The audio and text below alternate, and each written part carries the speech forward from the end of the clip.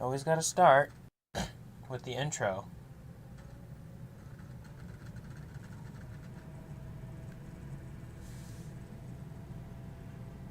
Wait, what? What's that?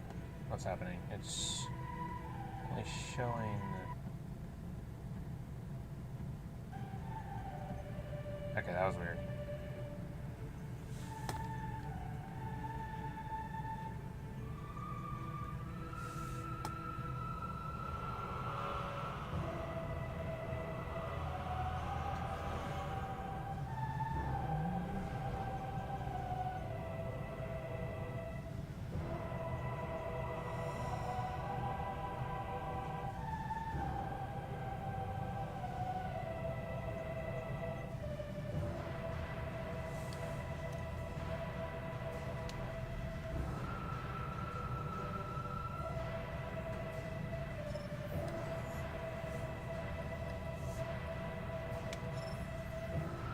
My bandwidth is trash right now.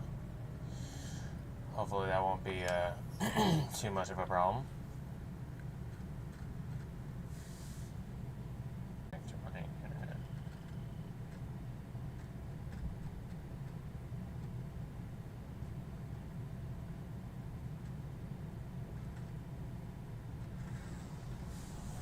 Has it always been that bad?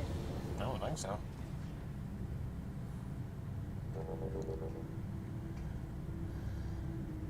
Alright. Well, hey, what's going on, everyone? This is Gandrayda here. Welcome back to Metroid Prime 3 Corruption.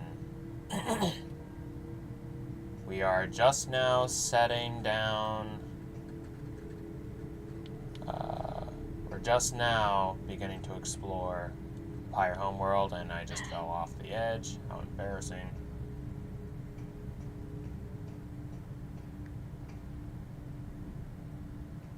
You can already tell immediately.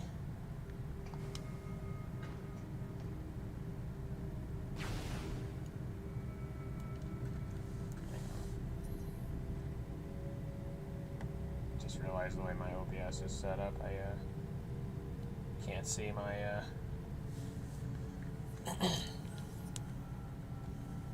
can't see my stream. Or my, not my stream, my, chat. Hey there. Welcome, welcome, welcome. Oh, it's fine. Cool.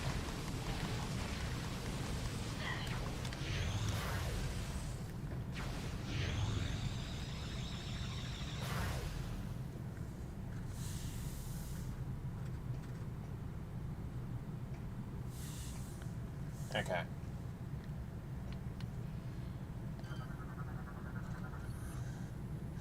So you might have noticed my little watermark on the videos is different. I changed it to the poles symbol in emblem in Age of Empires.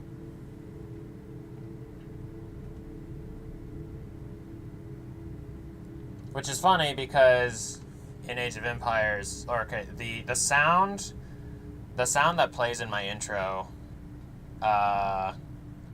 is actually the soundbite for the Korean civilization in Age of Empires when you play a game. Even though I don't really like playing as the Koreans that much, but I just like the sound. Anyway, Dynamo unit is functioning at a basic level, but will cease operations if lack of maintenance continues. Space Pirates, you need to get on that. Fix your that almost slipped out. I almost... fix your stuff.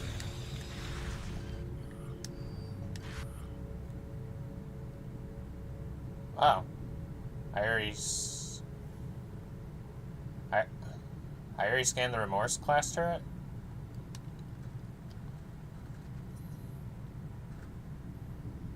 What?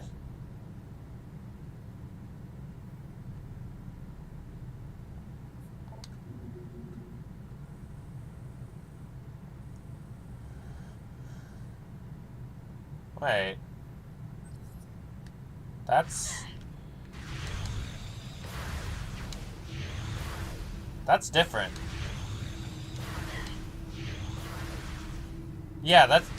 I swear that's different.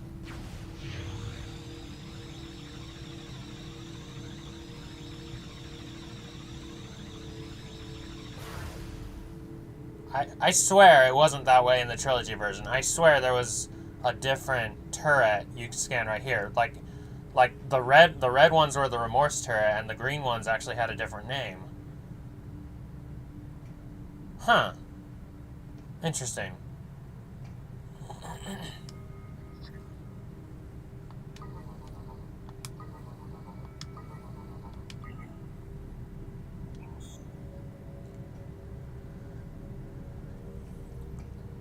I wonder if the game would actually let you bypass this if you, like, by sheer luck, or if the game actually doesn't let you get past this at all, like these different...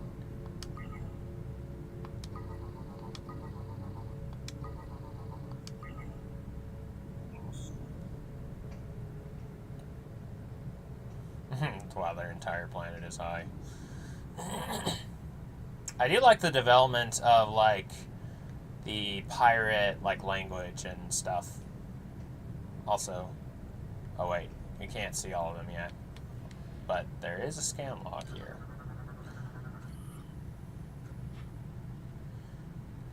Our mission. Phazon was discovered 2 stellar years ago, so like 20x 20x6, I guess, because 20x5 is when Zero Mission takes place, and then Prime 4 is coming out, and it is like the trailer for Prime 4 started with Cosmic Year 20x9, which would have been 4 cosmic years or stellar years after Zero Mission, which makes sense because all the Prime games take place after Zero Mission, like right after. And since that moment, Command has been driven to control it all.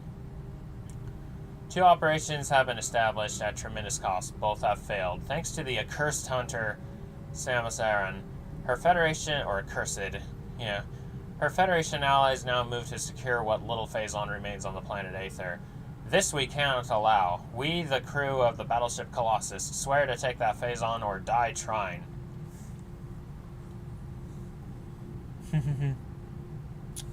Turn this down a little bit.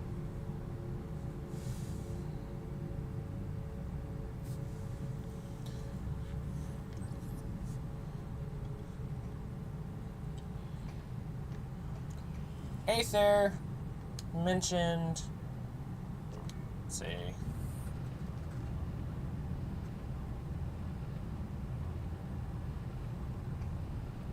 Yeah, that's true.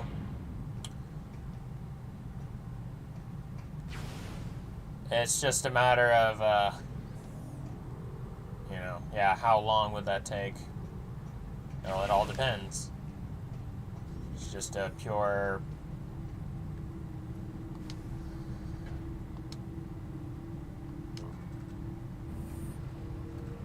I think this is the only elevator in the entire Prime games,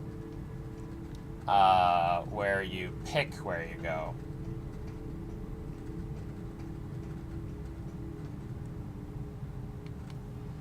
Yeah, just to get the scan log,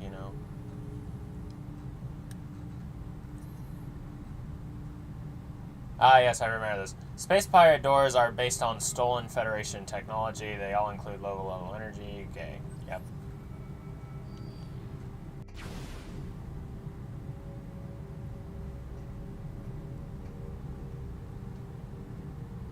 Pirate homeworld.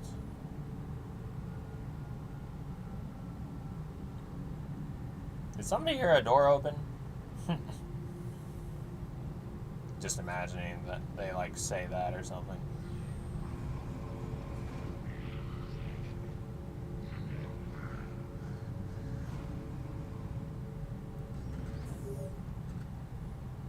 Samus,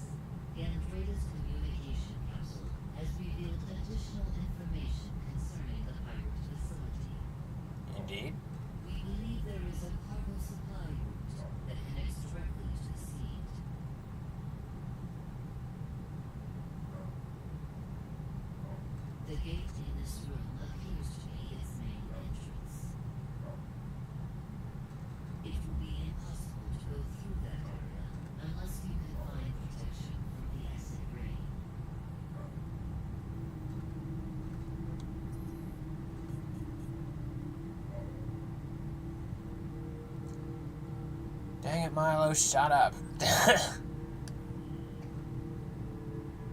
That's the dog.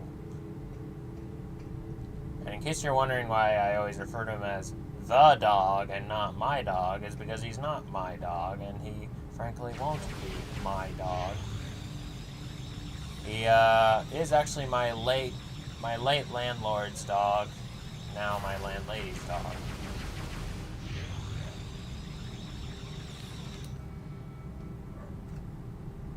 Is that something? What is that? Ah, it's the alarm beacon thingy. Also, my corruption, you can see, is a bit worse.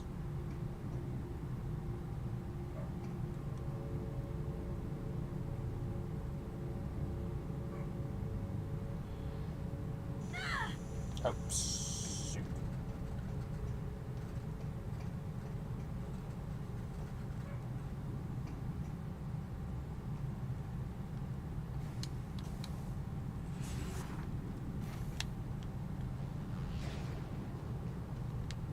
Dun dun dun dun dun dun dun dun dun.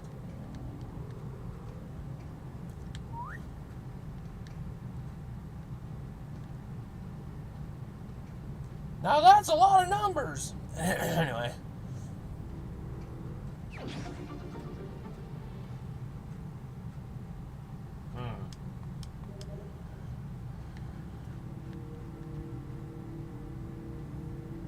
Well, I guess if it makes me feel better.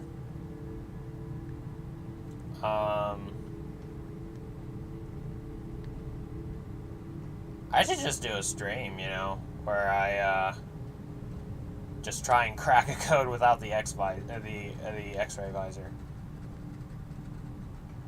Like I'm just streaming until I crack it. Twist it. Pull it. Anyway, I have actually managed to do something whose probability was actually even lower than that. Which was beating level 99 on, beating level 99 in lost luggage. Okay, how do I want to go about this?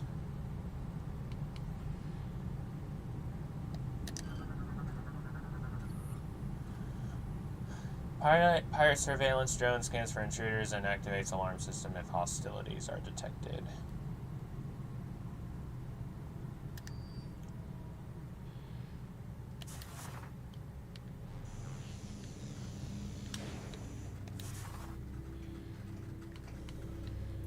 Worth it? Debatable. Disaster at Elysia. I think you're not really meant to get this until later because you have to go through the acid rain.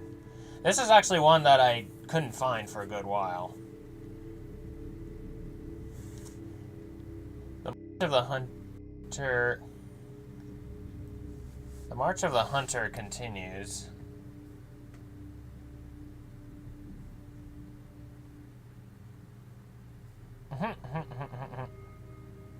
Yeah, for real. What's up with my sound? Anyway, instead of the screen just flashing on me, and instead, every now and again, my sound goes out.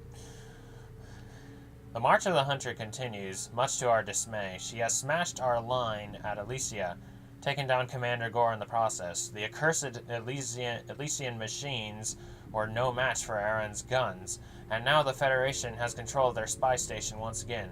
It is only a matter of time before they find the location of the Phazon source and send their fleets to lay siege. Our great leader does not seem to mind these setbacks. If Samus comes to our homeworld, she will find us ready.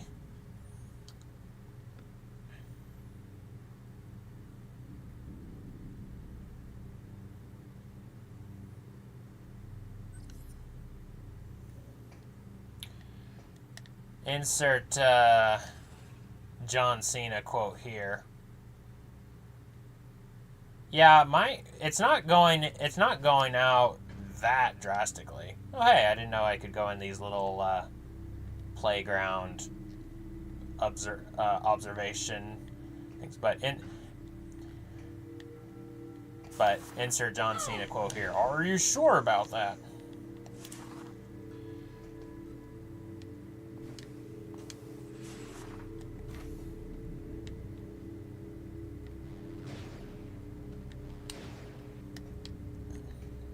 Oh shoot, I didn't actually have to.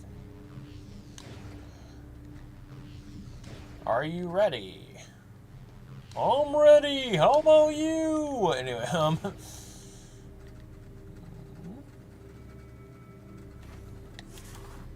Alright, oh, here we go. Oh, silly me.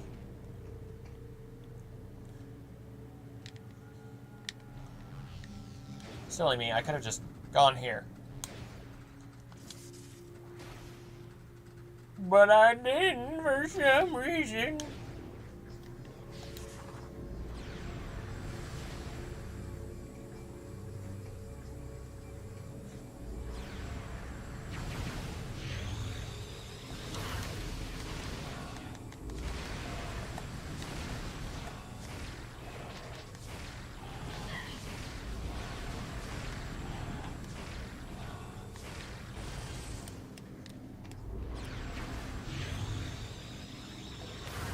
Aha, gotcha.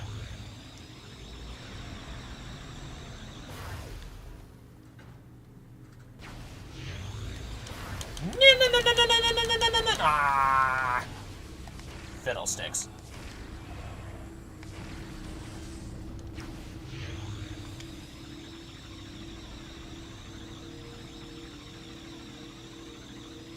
Ah, there we go.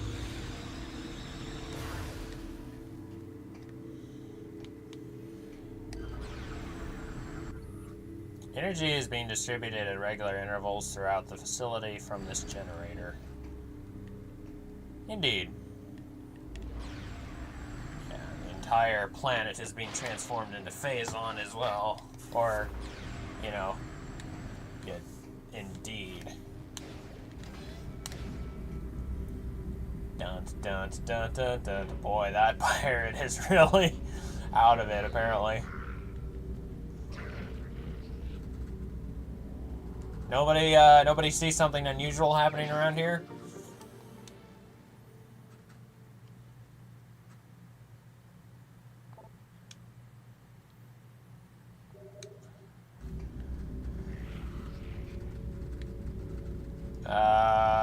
You mean like the dynamo thing at the beginning of the level?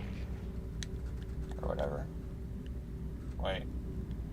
I'm lost.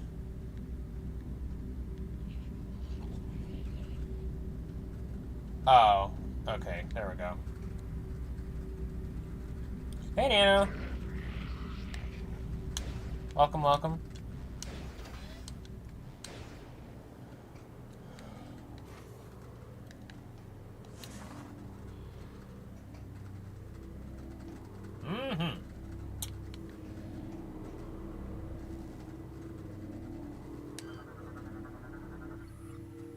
Tank contains raw Phazon substances, highly volatile and will explode if disrupted.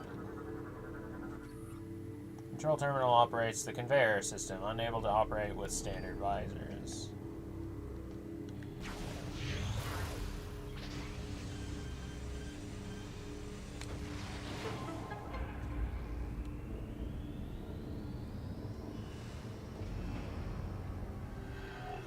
Oh, it's okay. Always a pleasure.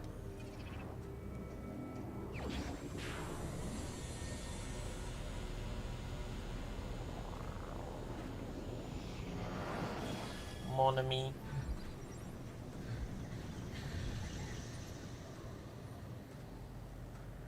Bzz.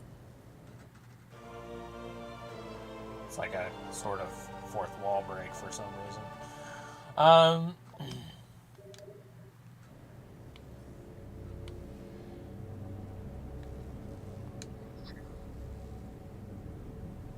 Let's see, lips.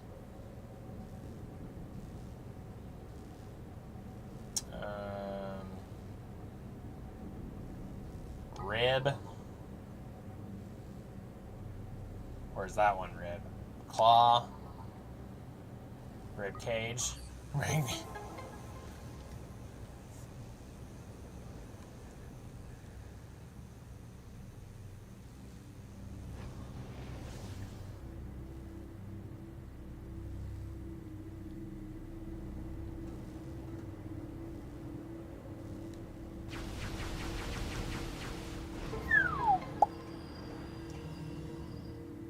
Also, y'all may recall that in the Dark Samus prologue at the it's like where she's like in this capsule and is gathering enough phazon and blows up out of it and stuff, bursts out of it. This room was in the background.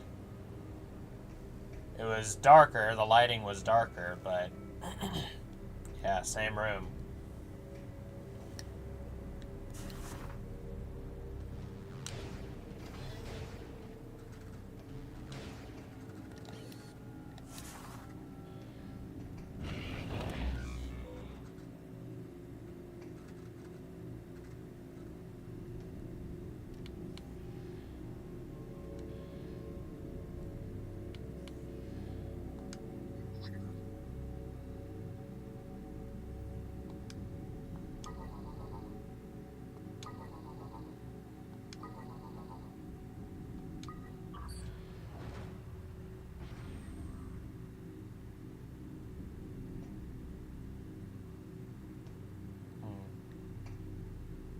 Uh-huh.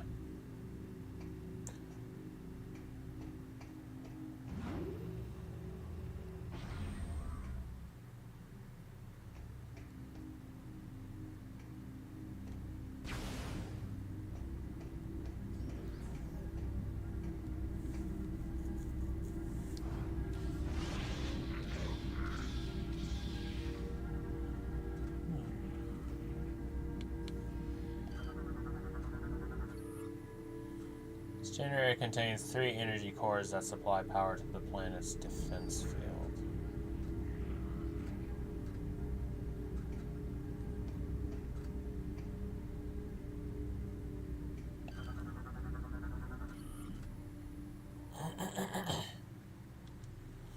Ah, yeah. One of my favorite Space Pirate logs ever. Stowaway. Our attempts to intercept the Federation ship departing Aether were unsuccessful. With them went a collection of phazon, the first to fall into Federation hands. They foolishly left most of the phazon behind, allowing us to quickly collect what we could. But in our haste we took more than mere phazon. Our scanners have detected the remains of Dark Samus, who has revived herself within our phazon storage. Single line. Surely we are cursed. Yeah, at some point it can't just be just some serious bad luck, you know? The fiendish shrew consumed all of the phazon, then wiped out a third of the crew in a matter of minutes. Now she moves at will through the halls of Colossus, using her witchery to beguile the minds of the crew. We are unable to call for aid, and only a few of us remain to stand against her. All is lost.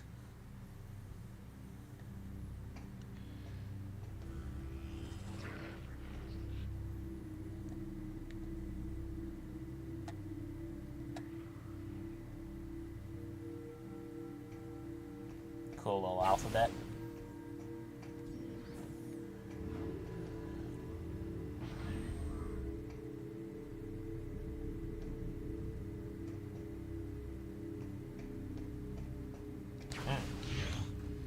Yeah, I hear you guys.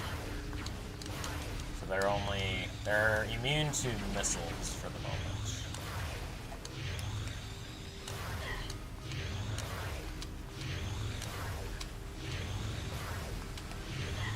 Oh no!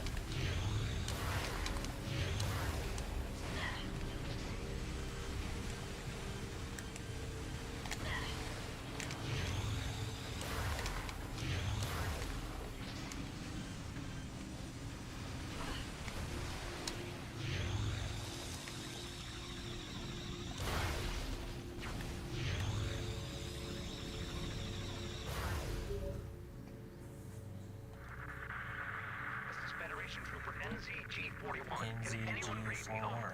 Repeat, this is Federation. I'm transmitting on an encoded channel.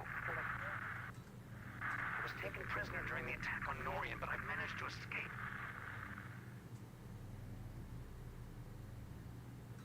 I have information about how to bypass the acid rain and get through to the seed. I don't know how long I can evade capture. Can anyone? I'm transmitting my coordinates now.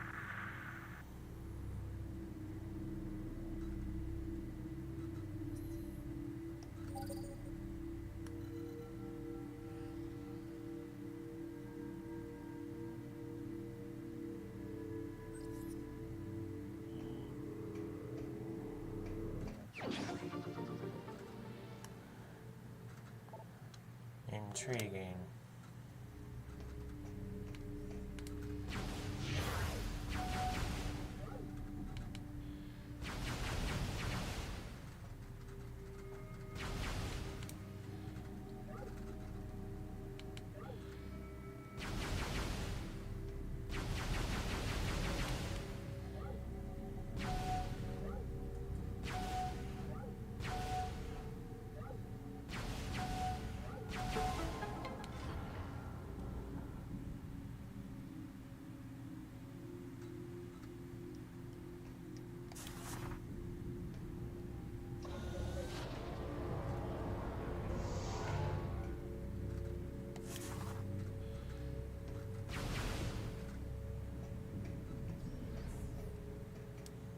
Fair, I suppose.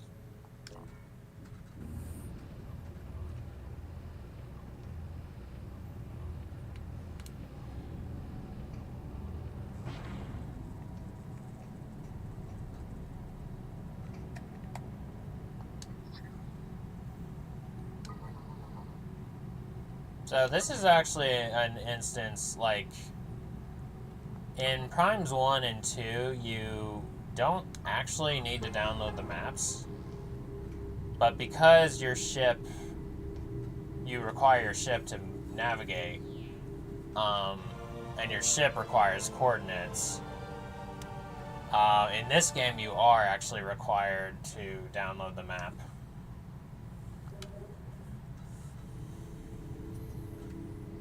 Which I found that out because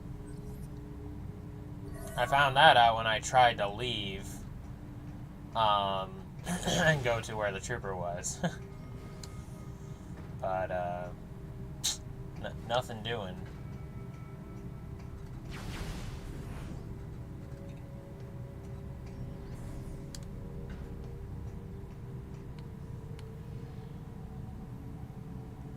Let me get a boneless Samus with a okay, no.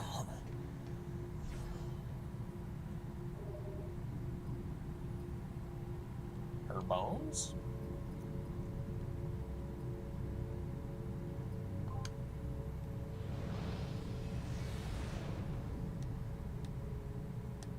Well, you don't really get the opportunity later. Because you don't get the X-ray visor until at this point, and then you don't play later,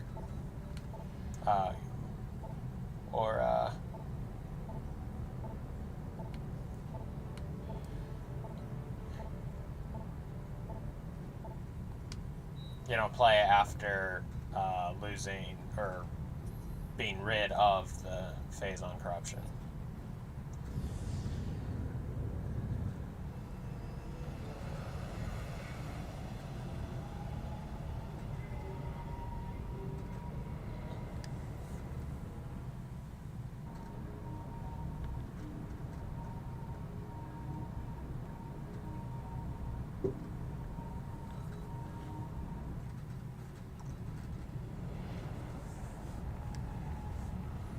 Bringing back the feeling of being underground.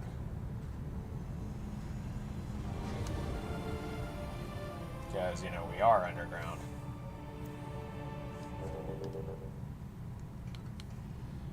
Okay, here we go. pirate cargo drone, mechanical drone used by pirates for transporting various supplies. Pirate cargo drones were designed to assist with transporting of supplies throughout the pirate homeworld. Their aerial compatibilities allow them to navigate the underground catacombs with relative ease. Cargo often consists of items too dangerous or volatile to be moved by hand.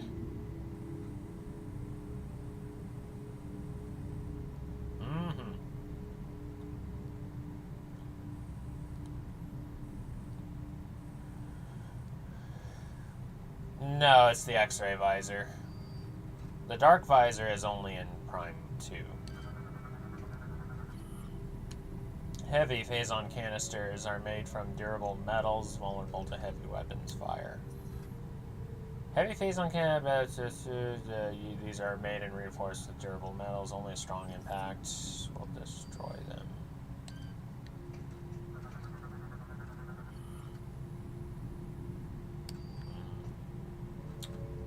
Ah!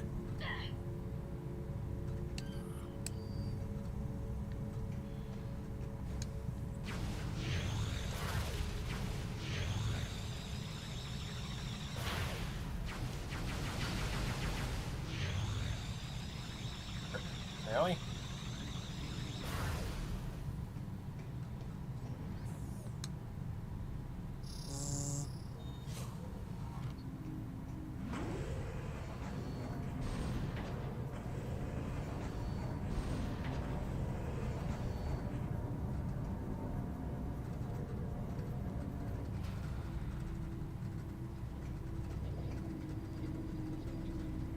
I mean, in F-Zero, Mute City is literally New York.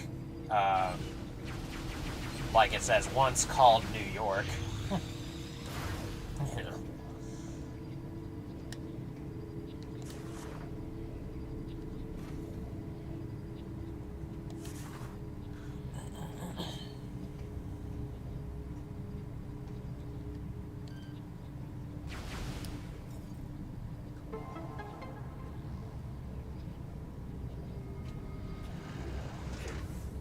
It could be it's not so much looking for...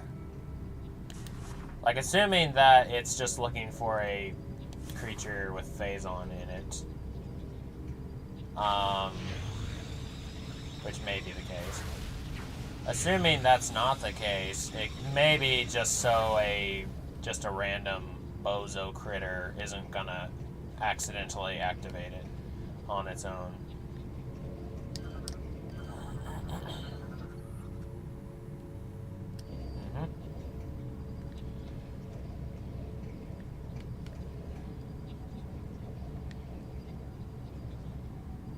All that fluid.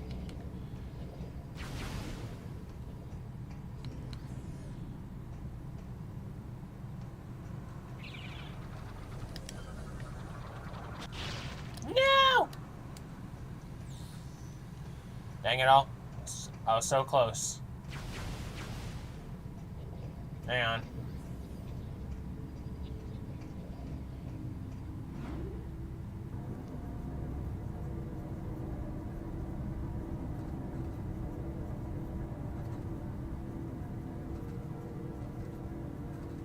Maybe if it doesn't, maybe if it doesn't save my scan progress, which I think it did,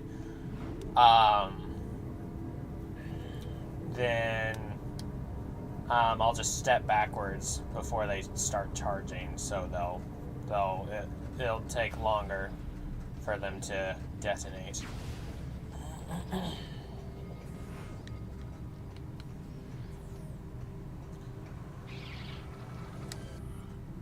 Here we go. Trajan Shriekbat. Rapid moving, explosive flyer, eliminates at range if possible. So, like, you got the Brionian Shriekbat on Brio, and you got the Elysian Shriekbat on Elysia. Now you have the Trajan Shriekbat. So, in an unused material for Prime 3, the Pirate Homeworld was called Urtragus. And which is Traghus.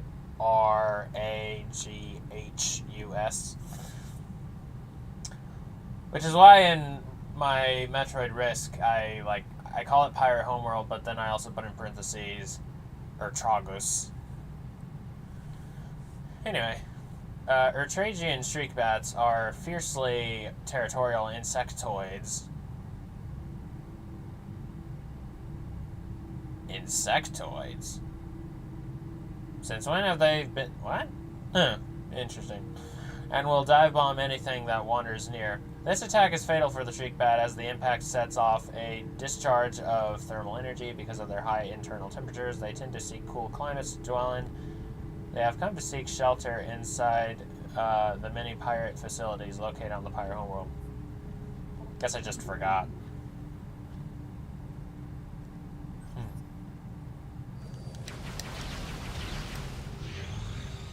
To quote Dudley Dickerson from the Three Stooges, "You sure is ugly."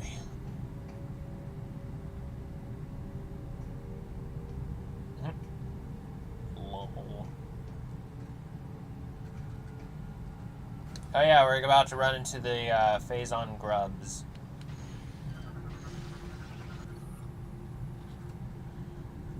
Floor vent is releasing toxic amounts of Phazon vapor into the area.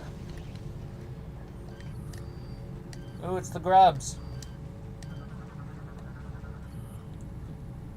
Phazon grub drains bioenergy from its victims. Bite can deliver Phazon infection. Phazon grubs are drawn to bioenergy in all forms, especially Phazon. They are immune to its mutagenic effects and carry it in their bodies as they roam. Their bite can infect the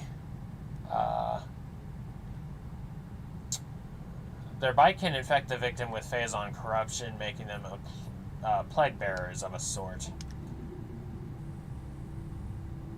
And they seem to draw some inspiration from the Quadroid from Alina, or from the Olympic Cluster. Come on, get on my face. Thank you.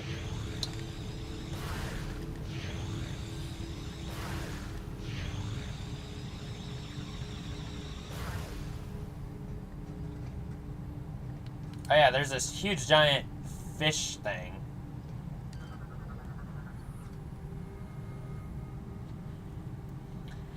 Unknown bioform is deceased. Subject appears to be part of a bioengineering experiment. Boy, what a fate. Oh. Oh yeah, there are more of you up here, I forgot. Could I have just, looked up and scanned them? Possibly.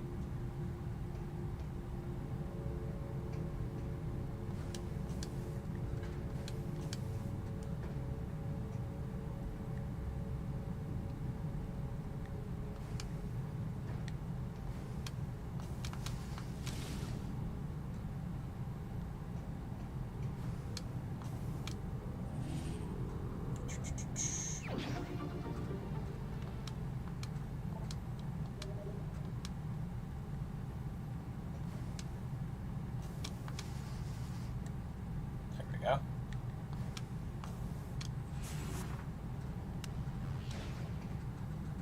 Yep. They sure are.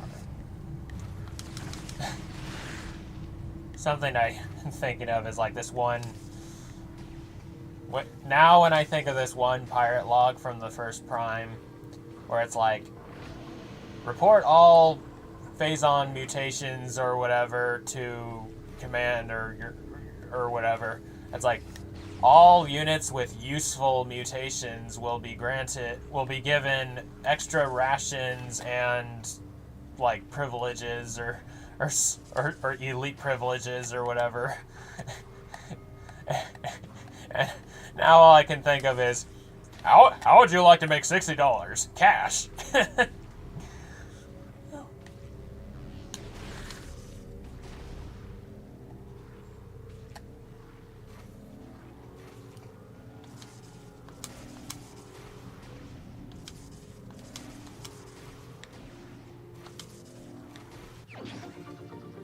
Yeah, the energy tank is going to be important.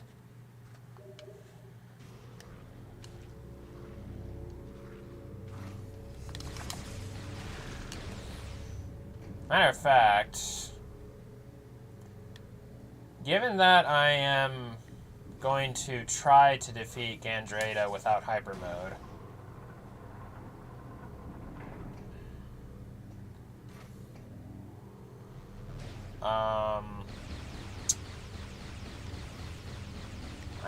I am wondering if I should detour to the other planets.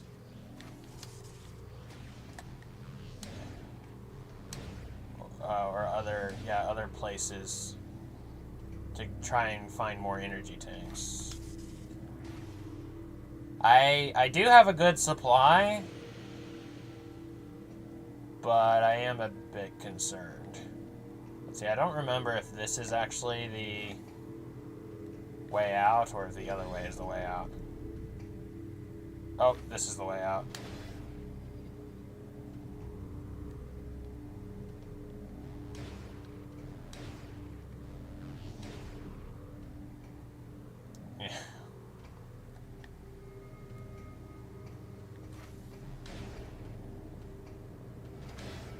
If you like safe science so much, why don't you marry it? In fact, why don't you make a special safety door that doesn't hit your butt on the way out, because you are fired.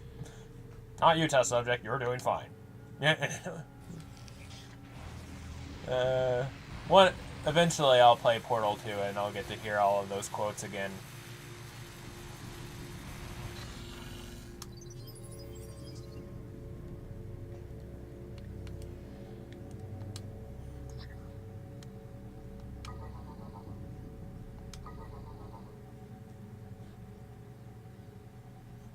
Yeah, that is funny. Just...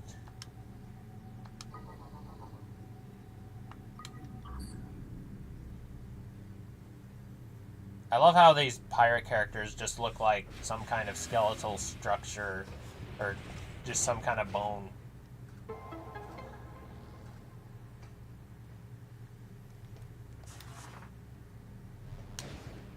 Well, hey, you know,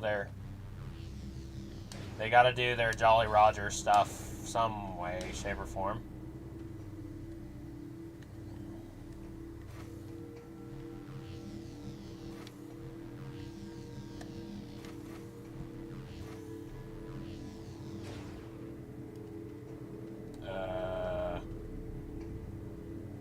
Okay, there I am. What the heck? What?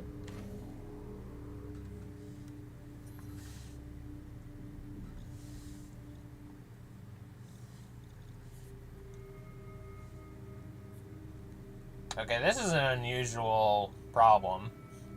Usually in the past it's been that my screen goes out.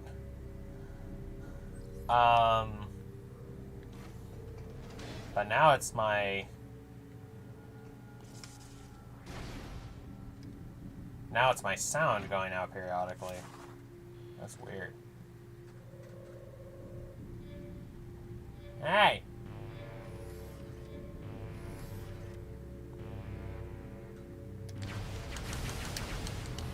Ah!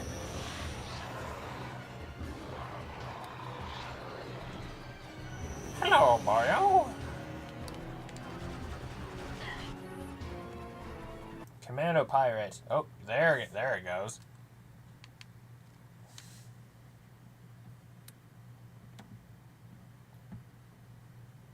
Finally. As if I was wanting it to happen. I wasn't, of course.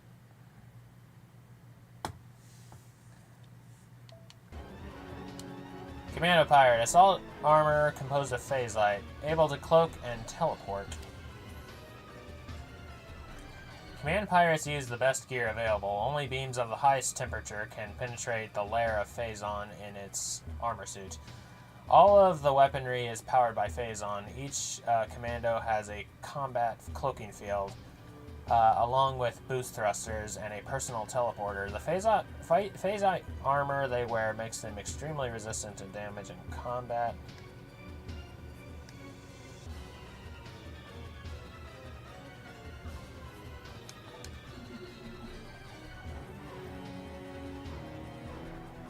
makes them look kind of... They look pretty bird-like, don't they? Also, boy, he's fidgeting. Somebody get him a chill pill. Preferably an anti-phazon chill pill.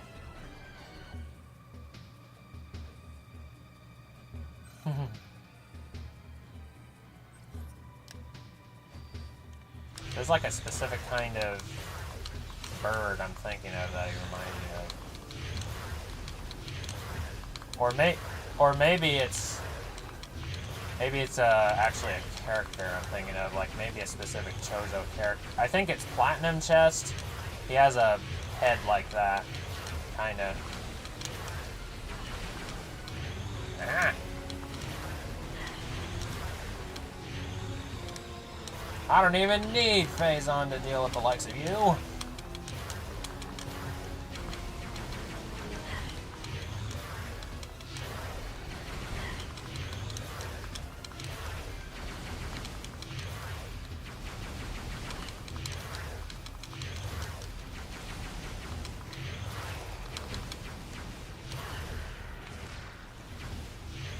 Alright.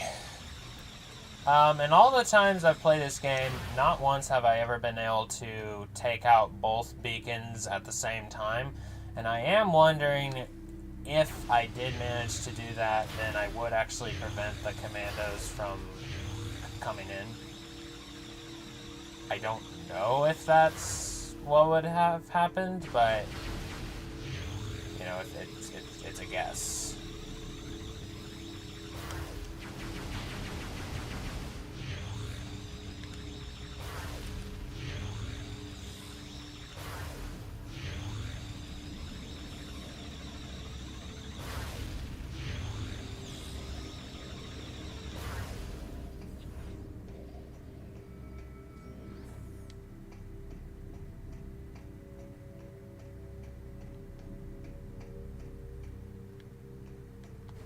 Okay, here we go.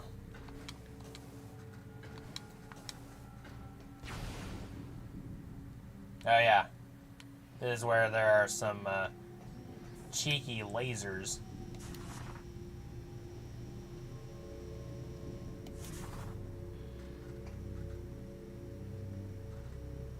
Oh yeah, this is the log where you learn that the pirates have been drinking the Kool-Aid or something. Press 1 for first disciples. Again, another one of my favorite logs, just because it's hilarious.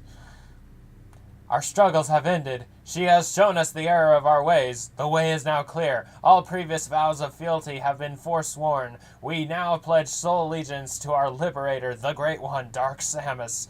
We bear a singular honor, we lucky few, for we are her first disciples. Our burden is a happy one, for we will pave the way to her glorious victory and cosmic rule. Let the light of Phazon lead us. Y'all feeling all right?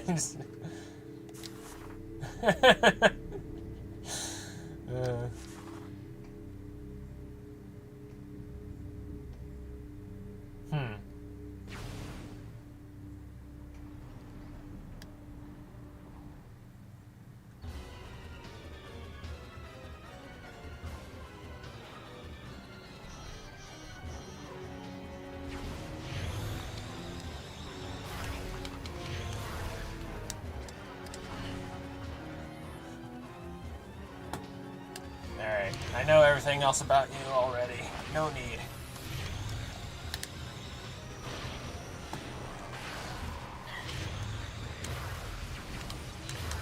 Ow! How woo!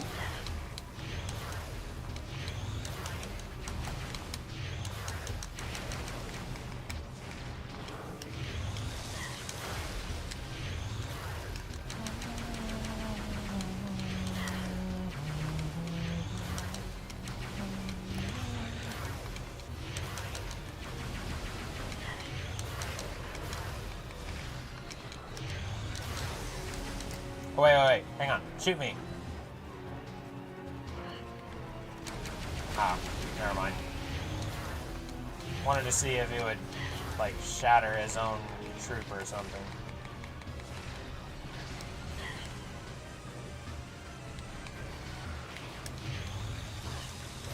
Oh, hey, I actually managed to freeze it.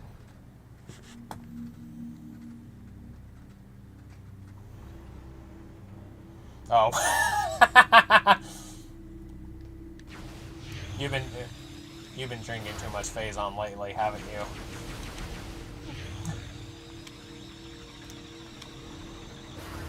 Or eating too much, or, you know, pick your poison.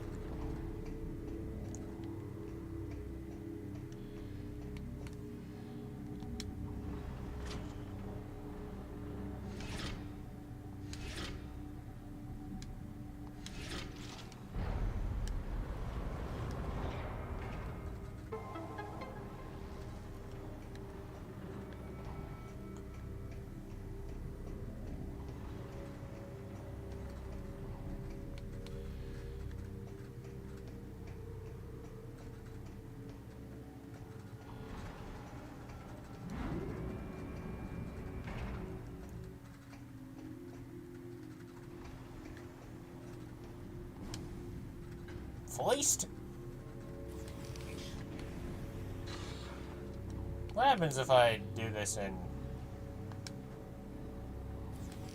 I've never done this like this before. Huh.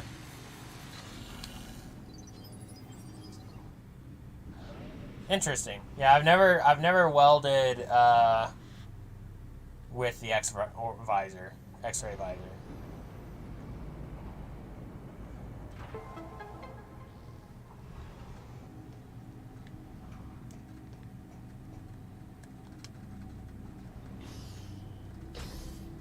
Twist it. Pull it.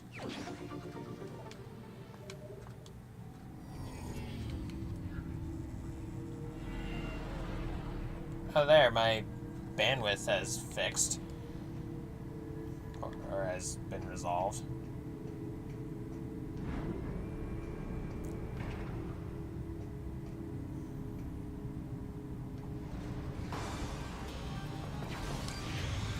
Yo-oh.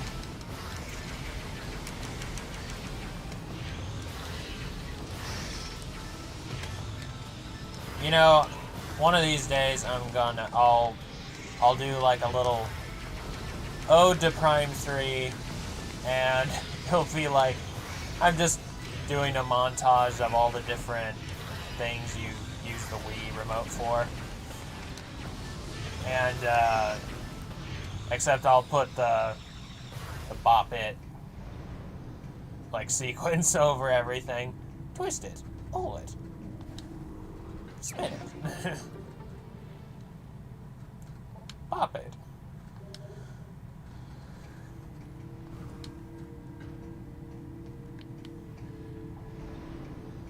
That's some interesting stuff.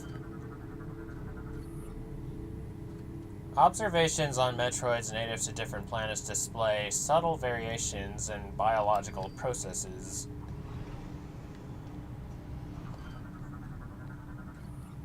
Unhatched Metroid eggs have been exposed to alien sustenance chemicals and have radiation levels. High radiation levels. These are very large eggs, though.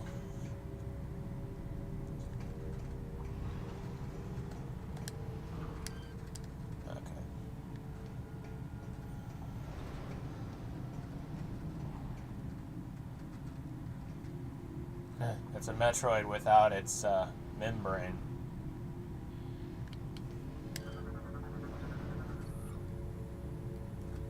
Our homeworld's atmosphere has resulted in various unique physiological mutations. All research into the subject's energy drain abilities have yielded inconclusive results. Okay, that was a bit odd.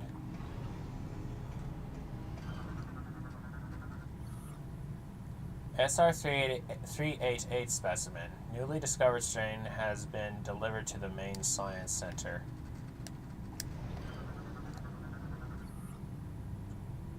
Talon 4 specimen. Subject has been returned to its original research facility. Don't let them find out what the Metroids can become in an SR388-like environment. Because that's just no bueno for anybody. Yo, imagine if that's actually something that happens in Prime 4. Like, they discover how they can get the Metroids to... they manage to figure out how to get them to evolve like they do on SR388.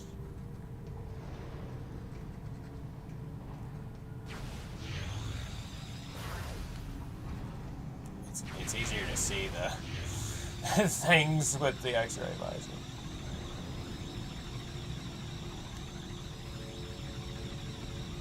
Dude, can you imagine fighting like gammas or alphas and all that good stuff in a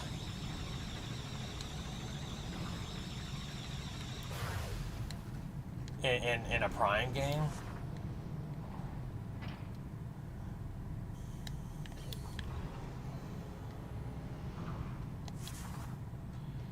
Heck, you fight an Omega even?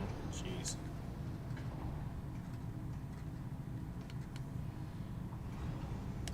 Let's see, I think this is the one.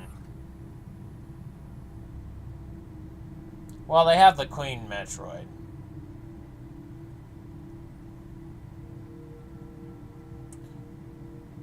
Experiment results unsuccessful. All attempts at using Metroids as a weapon power source have failed. This is the one, yeah.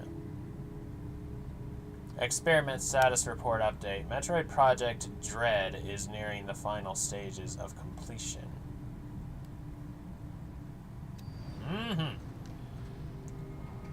And thus started many a rumor about the game Metroid Dread.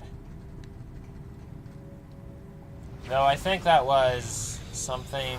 Okay, somebody said it was something that was also teased in... or sometime after Fusion. Like people were talking about it.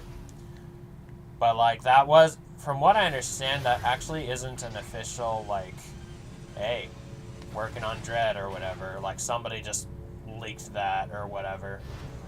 But then Dread got canceled or something, and then they remade it. Or started working on it again.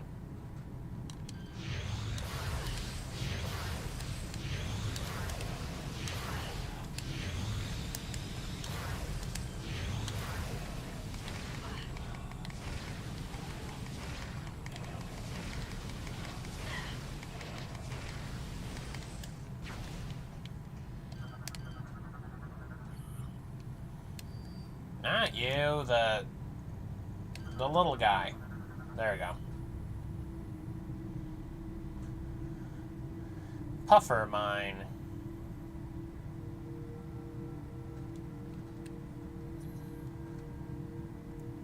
Interesting how they are like, no, these aren't puffers and they aren't preeds either. These are just mines. Avoid contact with the puffer mine. These creatures are a cybernetically enhanced version of the puffers native to the pirate homeworld. Oh. Engineered by space pirates, they are now used as patrol animals. So they're basically preeds, but the pirate homeworld version. Have been filled with phazon gas to be used as a defensive measure. If their shell is broken, their bodies explode and send a cloud of toxic gas out all over them. Nearby attackers rarely escape the volatile fumes.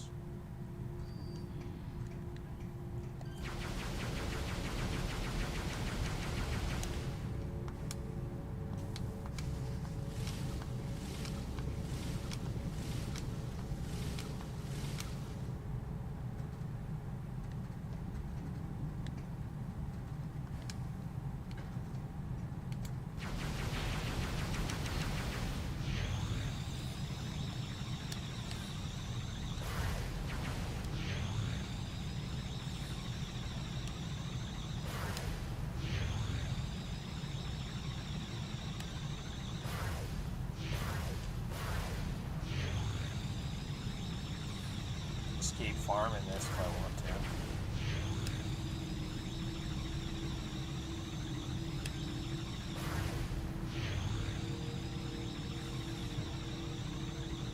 Yeah, you know what? I think I will.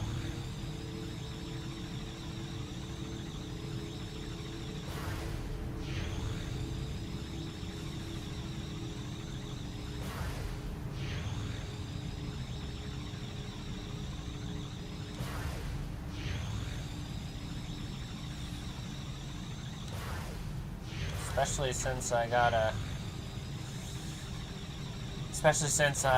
I said, I'm gonna try to battle Gandrayda, without using hyper mode. I managed to do it with Rundus. I mean, Rundus, that's different. But I did manage to do it with Gore. That was a bit more challenging.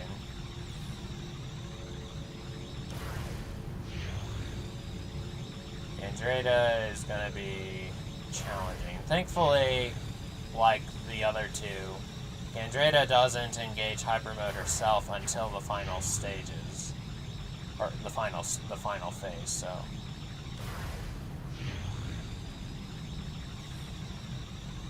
okay. Can you give me one more missile? Nah, that's fine.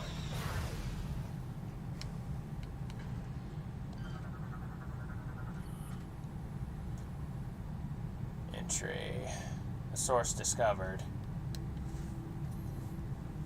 Also, let me just raise this up a bit. Okay.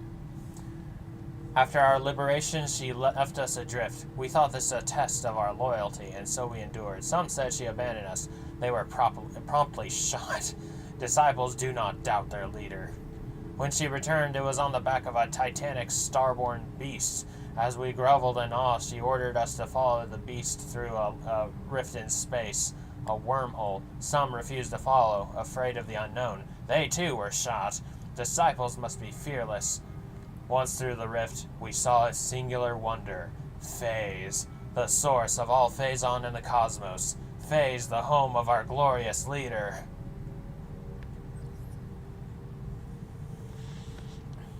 Oh, brother!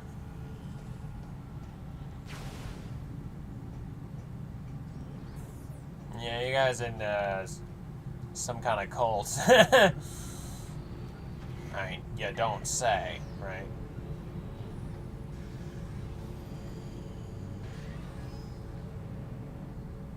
Mm-hmm.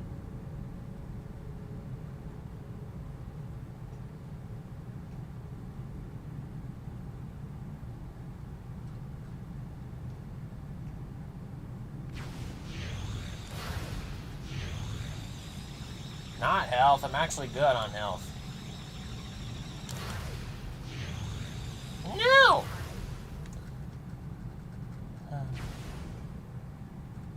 Okay. Before we continue, though, I need a quick bathroom break, so I'll be right back.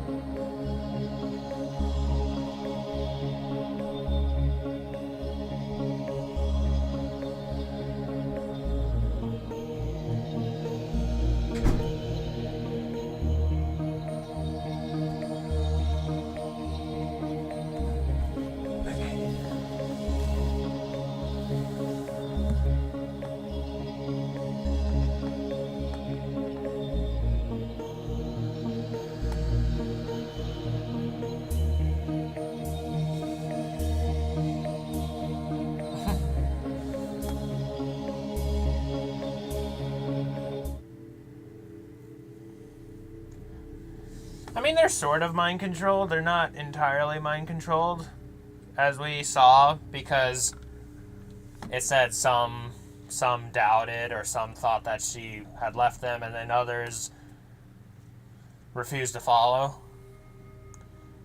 However, they are under a sort of spell of loyalty.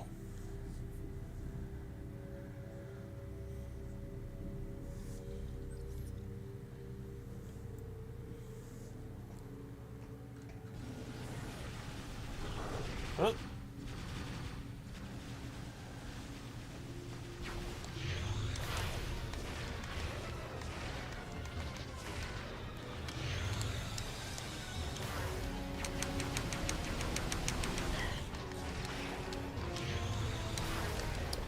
Oh. Didn't realize I gotcha.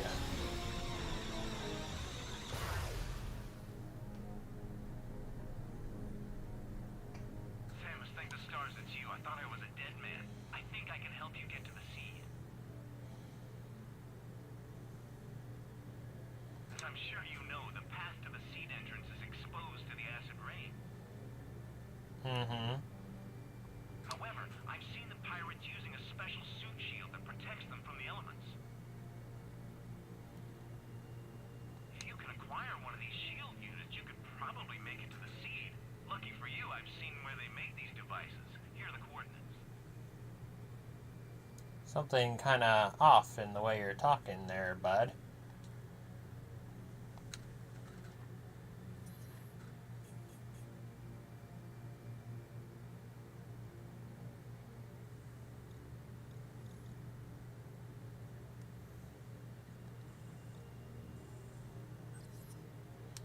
I even know a back entrance to that location, but we'll need your help activating the lift that takes us there. Convenient. We've got to engage the security levers simultaneously.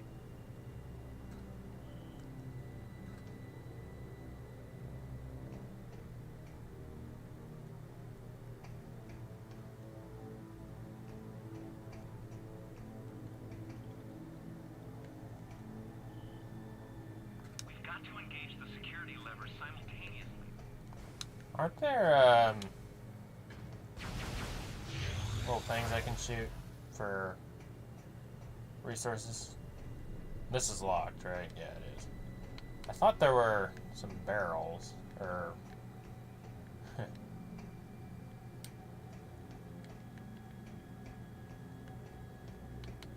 Huh. Maybe they're not here yet. I'll call out the instructions.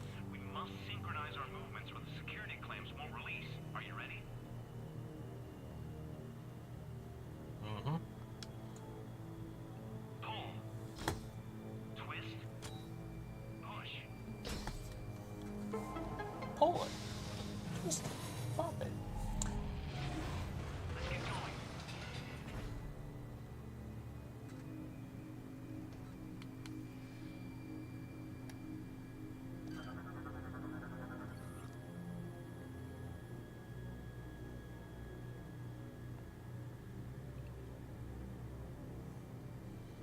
Interesting that it doesn't give you the, like, press 1 for the full log entry.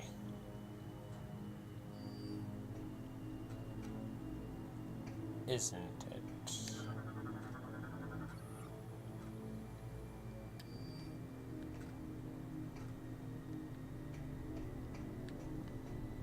What's that? Ninja reactor operations are on the back. Okay. Ooh.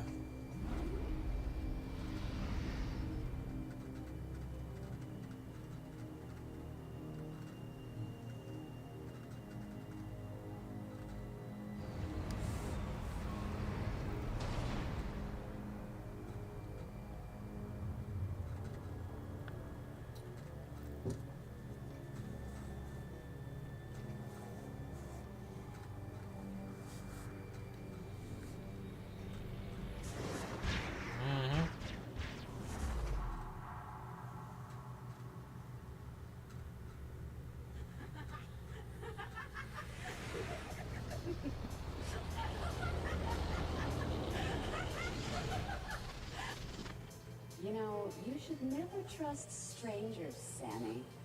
This is gonna be fun. Indeed.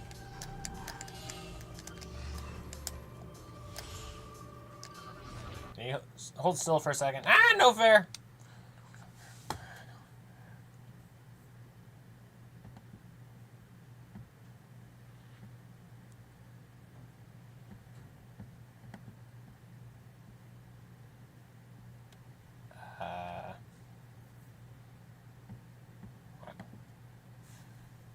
Why is my mouse is not responding?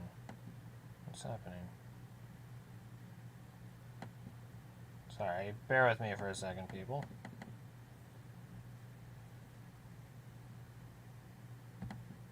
Okay, jeez.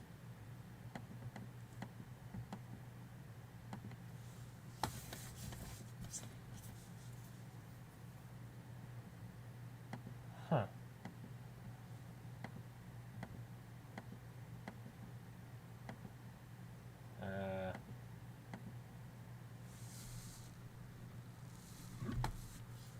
What if I do this?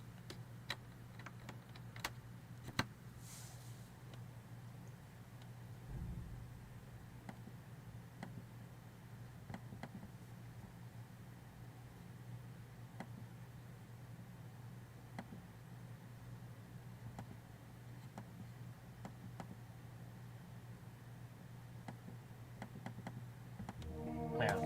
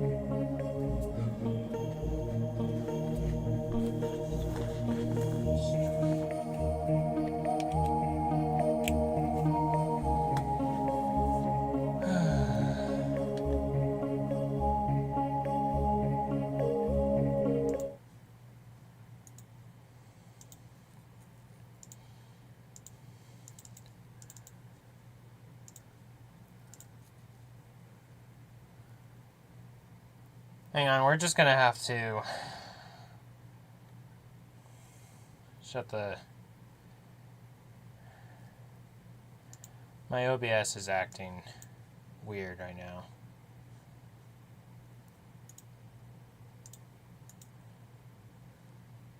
Copy. Let's try this.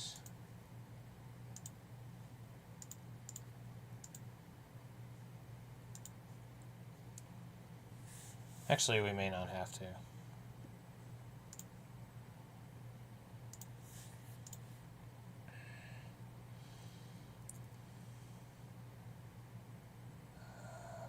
Video capture.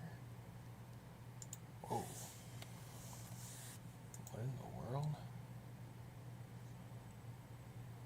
Video capture device.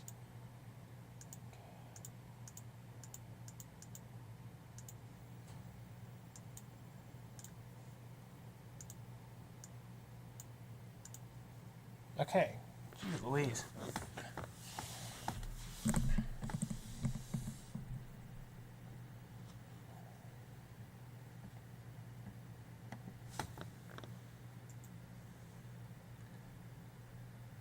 I think my...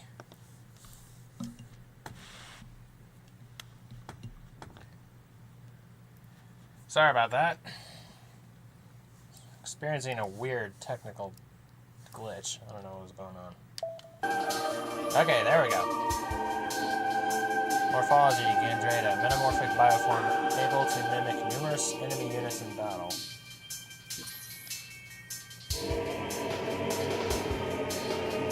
Gandrayda's ability to shapeshift has been greatly enhanced by facial exposure, allowing her to assume a number... Whoa, hang on a second. That is way too loud.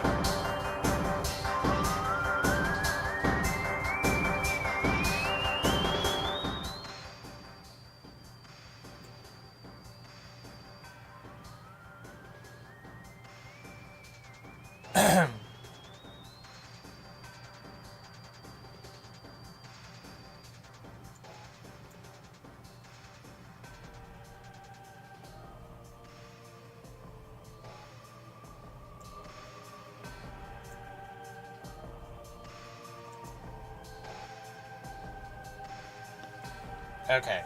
Yeah, I had to. I got rid of the previous channel, or the previous setup thing, and redid it, and it set it to max volume. Anyway, Gandrayda's ability to shapeshift has been greatly enhanced by phase-on exposure, allowing her to assume a number of deadly forms at will. Yeah, something to music. Kind of a bit of Chaika as well. These new forms come with cost, as she also inherits their weaknesses. A mistress of stealth, she will employ her personal cloaking field often, setting up her next deadly attack. An advanced visor system may be able to detect her location. A shapeshifter and a cloaker, eh? But yeah, I'm gonna try to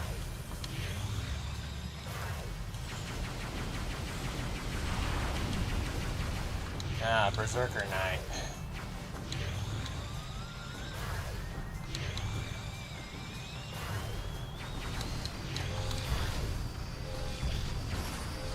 Except the projectiles and stuff still have the her flare.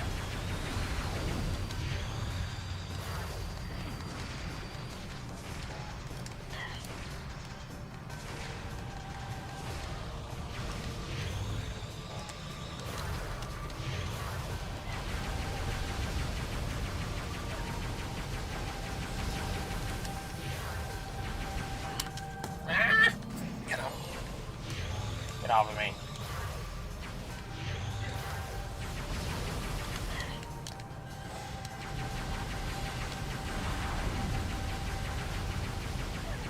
This is definitely one of my favorite bosses, but it is also the most physically strenuous.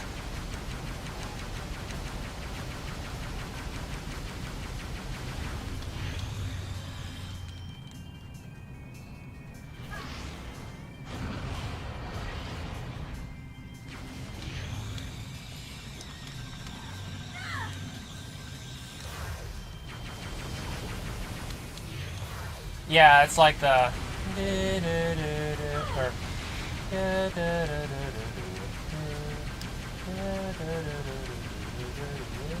no way.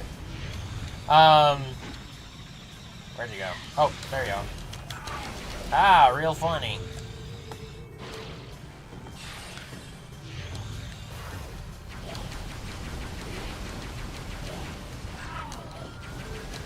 Yeah, there's a part of Chaika's theme that is like, that it's reminiscent of.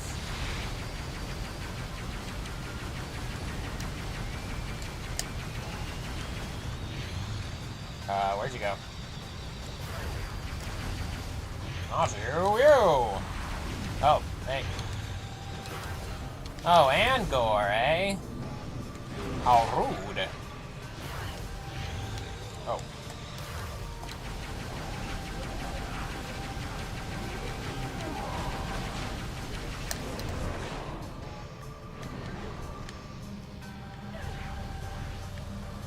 Oh. Ah! Hello. Ah! Get off of me!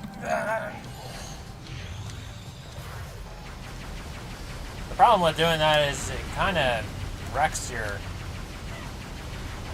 understanding of, or your, like where, like, you know, throws you off center. Oh, shoot.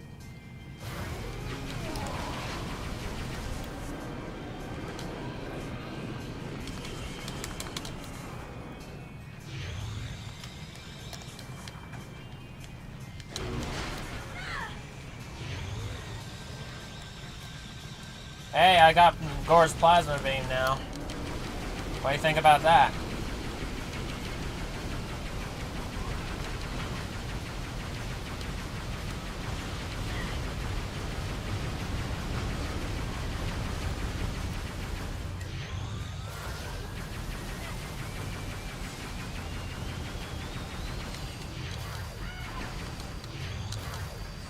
Yeah, those charge shots will do a number.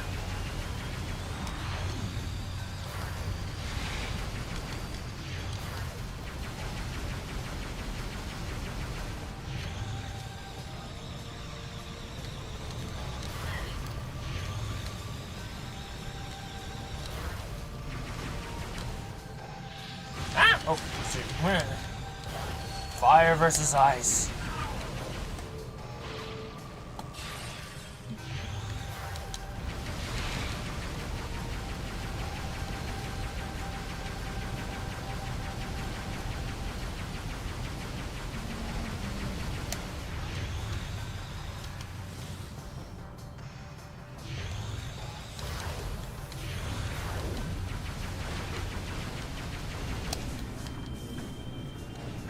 Oh, wrong.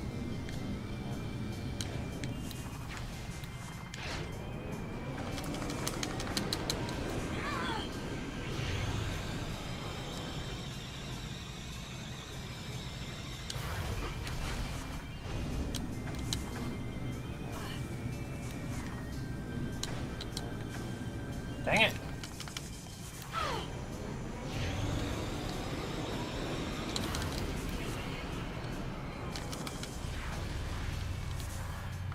Oh, thank God.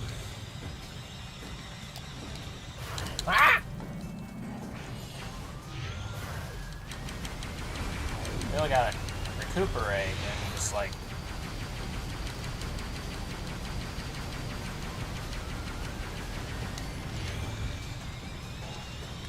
Yeah, what is nice about whenever she switches to Rundus's form, then she'll do this. The worst part about having to shake her off is that you lose your bearing of where you're supposed to point for a bit. And you also make your arm tired.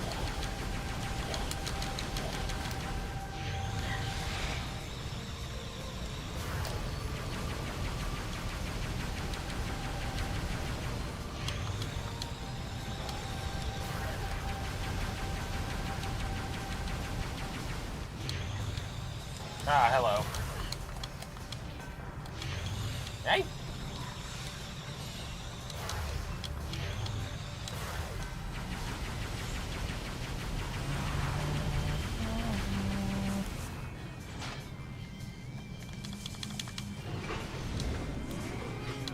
Oh, you weren't even vulnerable down there. Oh, now you are, you jerkwad. Right when I was actually ready for you.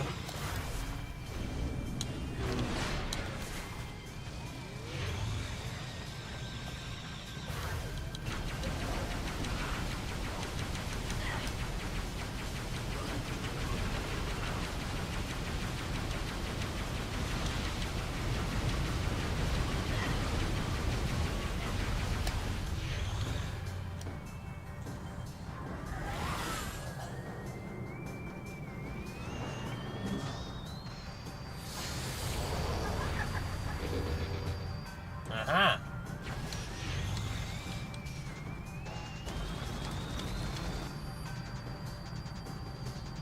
SAMSG, Power Beam, and Boost Ball online, but can only reach ground targets.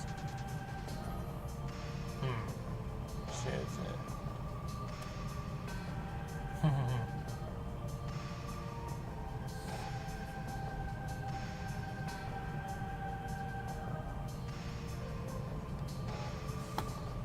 I mean, this is one of the things that just makes...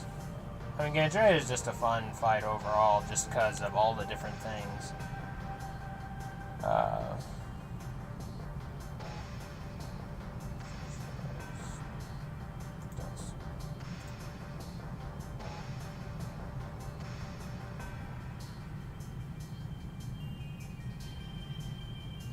Yeah, yeah.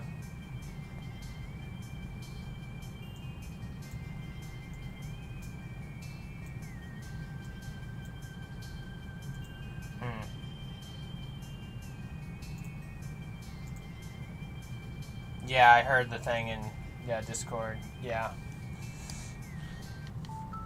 Oh, whoops. Wrong button.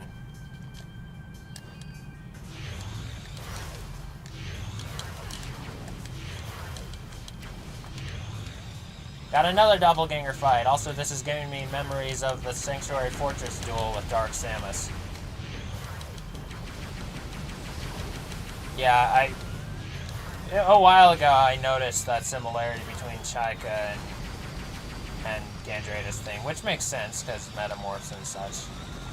Also, I don't have that laser beam. That's like the closest thing to the actual like zero laser in Smash Brothers. There are 3 doppelganger fights in this series.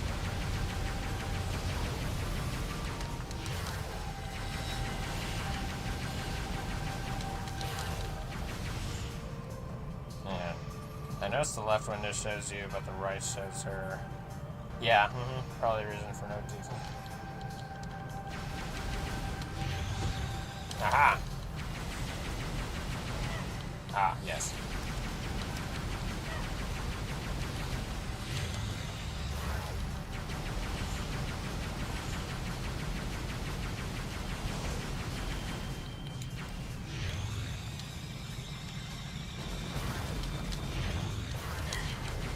Yeah, except if you get close to her, she pulls a Dark Samus move, which the laser is also reminiscent of that. So, it's like while she's imitating me, her moveset is more like Dark Samus's. Get off. Oh, now she's in hyper mode.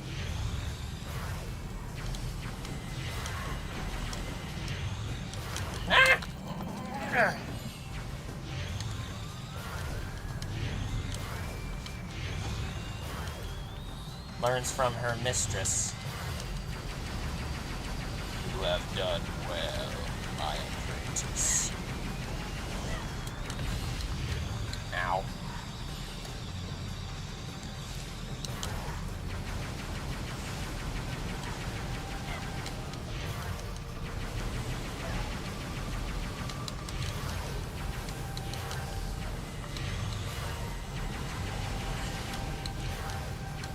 Oh.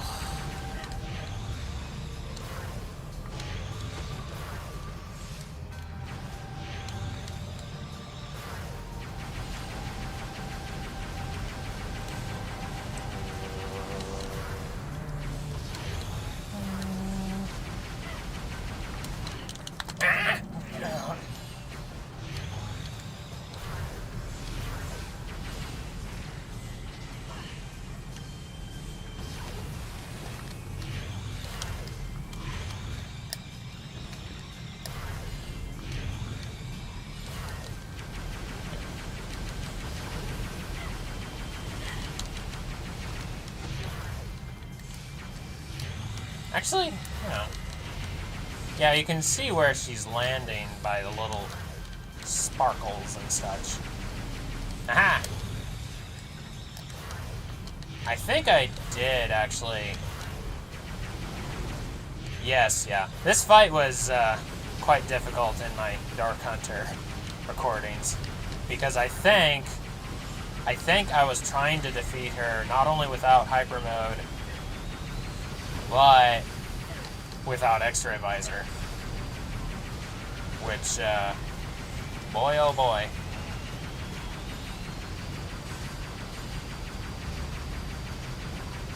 Oh, hey, she's right here.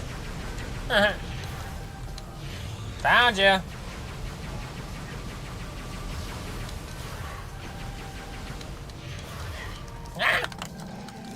Get off of me. Yeah, she just slaps you, basically.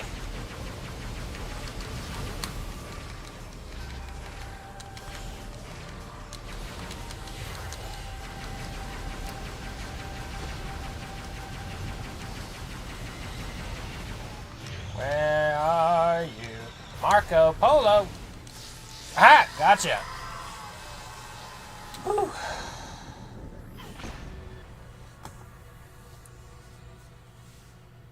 Ugh.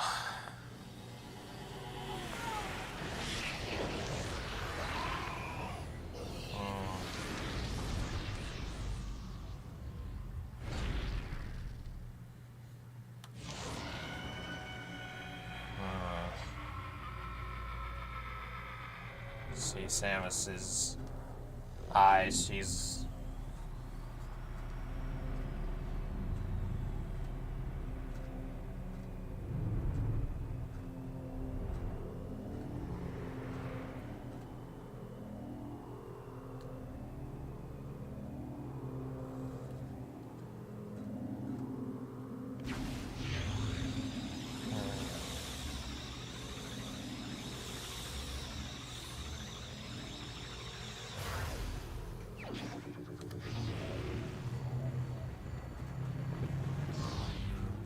So...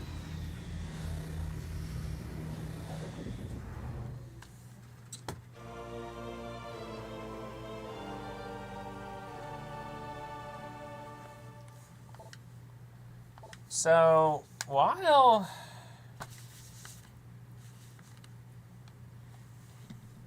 Gandrayda's death is arguably the... Hang on, trying to get my bearings again. While her fall to the Phazon corruption is arguably the least tragic, at the same time, it is or rather less surprising, I guess. At the same time, it is still very tragic.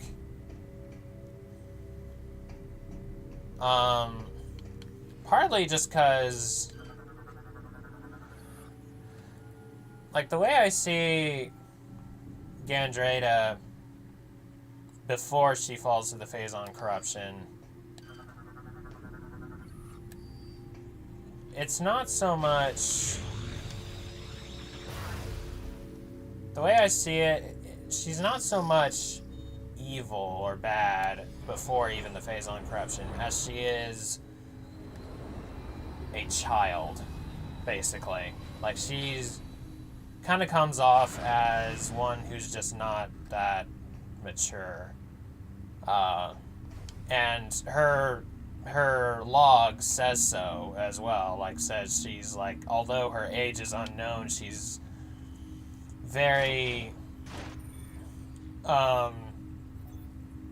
although age is unknown, she's like very youthful. And like, it reminds me a bit of this one Wizard of Id cartoon, which is like for Halloween, and he just keeps changing himself, like transforming himself into something, and he's talking to his apparition thingy, and he's like, I don't know what to go as to the Halloween party. It's like, nothing seems to work or go well. And his friend is like, how about a teenage girl? Like, why? Because you're reminding me of one right now. And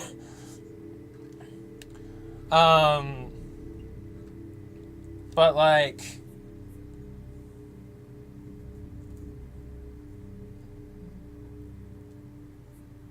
her death scene, I think, is actually the most haunting out of all of them, because it's like she kind of strikes me as having the childish or immature mindset of like thinking that, you know, you're invincible or something, and like some people, you know, need a rude awakening of that sort of thing.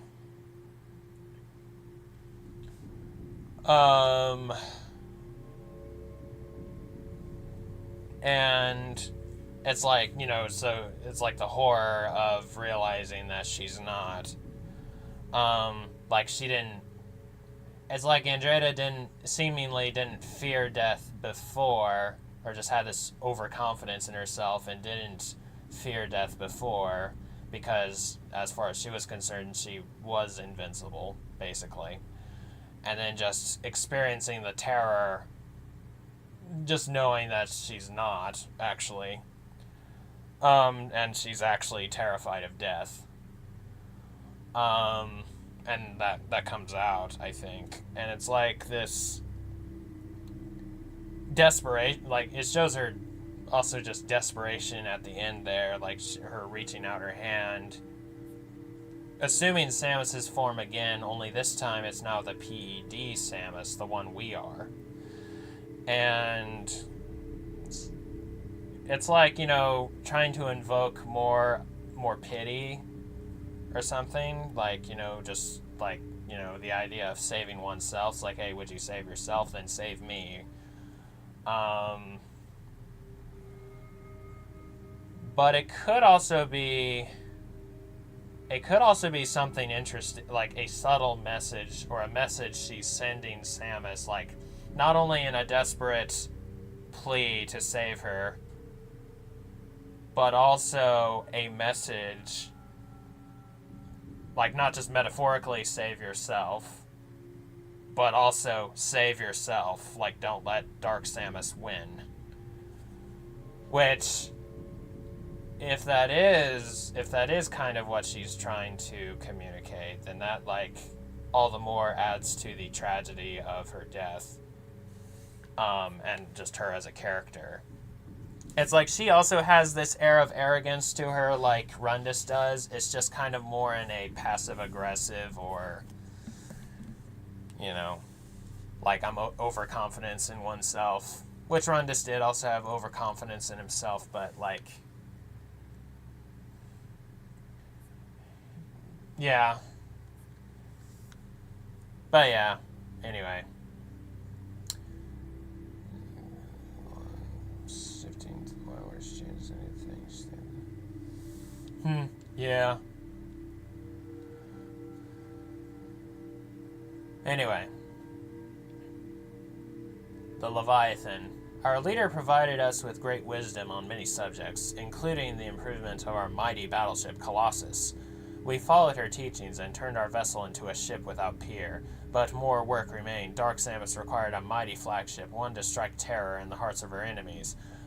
The might of Colossus was not enough. She demanded more. Her solution was unique and most excellent. We took her great Star Beast and fitted it with cybernetic weapon systems. Crew quarters and command consoles were placed within the beast's skull. In time, we created a mighty dreadnought and called it Leviathan. The great leader was pleased. Yep. Makes sense. Oh, whoops.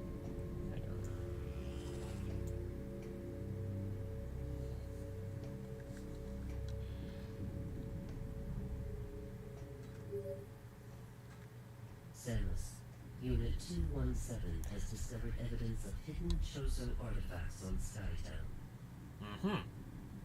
Perhaps these could assist you in accessing the rest of the pirate base. Is that message at that point, or did it show up later?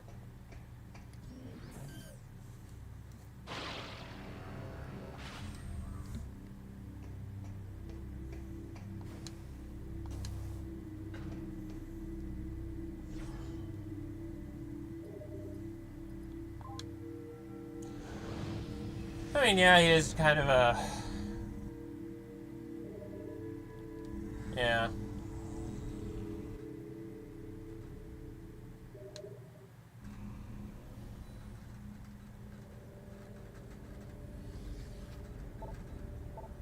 Kind of Gaston-y a bit. I mean, Gaston is also a bit charismatic, but, you know, he's also full of himself and stuff.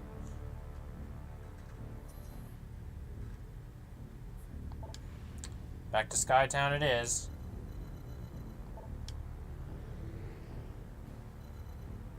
Is it, that away or over here?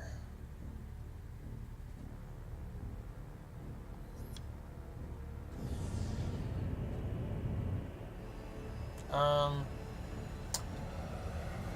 yeah, but yeah, just all of those things considered, you know, you can see how it just kind of clipped through that thing. You can see how it,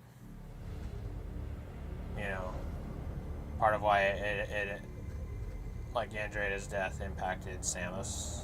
Like you could see it, like she was like her eyes were wide and she closes them as she turns her head and clenches her fists and like trying to hold it together.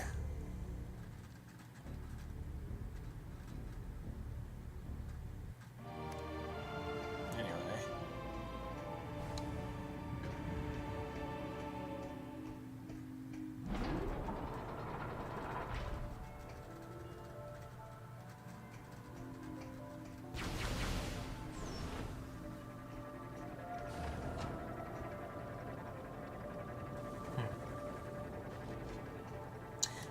I mean, the logs for Runnis say that he doesn't really consider himself to have any peer. Whereas Gandrayda's log mentioned that she seeks to usurp or basically take Samus's place as the best bounty hunter or whatever. So I think the difference, I think the biggest difference is envy. Like, Runnis doesn't envy Samus. Now, he is impressed by Samus. He likes working with her and stuff, but he doesn't envy Samus. Gandrayda, though, does envy Samus, so there's the rub.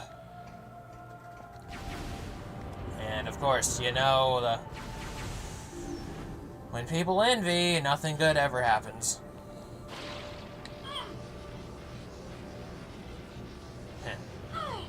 You actually have to use your own health to get through this stuff.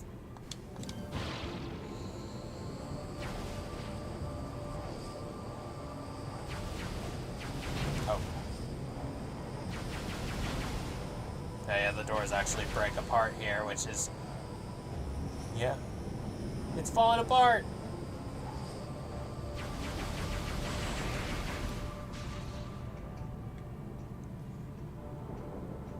But yeah, Runnis is definitely more of a team player than Gandrayda is.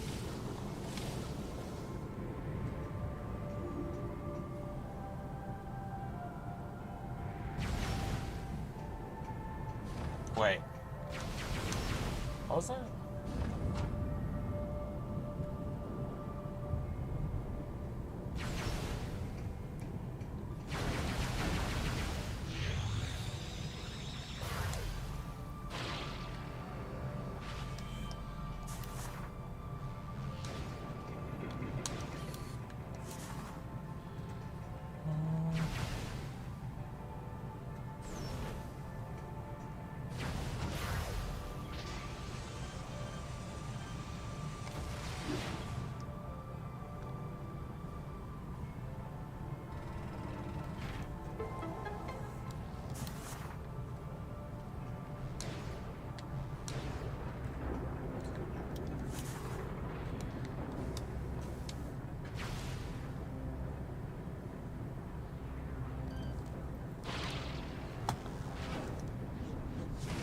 These are some funny physics here, but you know what?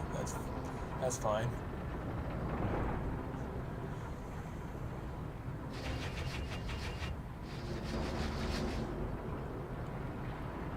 Hey, hey, hey! It's an honest to goodness 3D Torizo.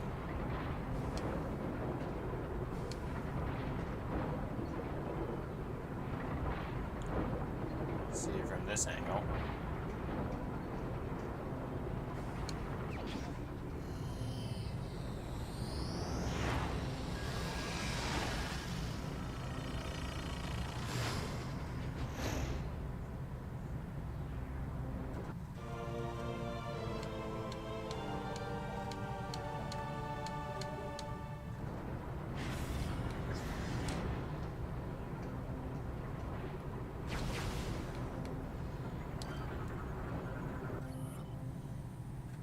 Defeat.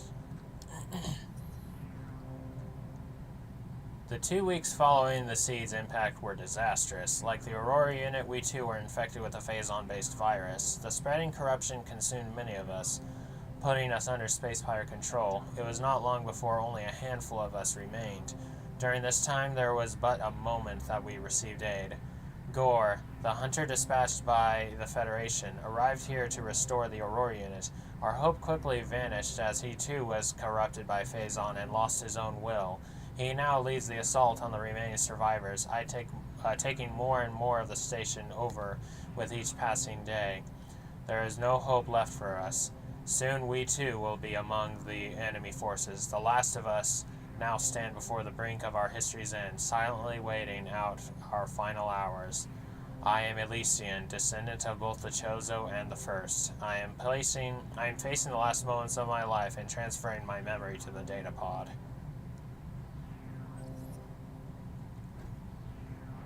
That was exactly how he began the first one, too. Piston structure produces energy that is used to supply power to the pod engines.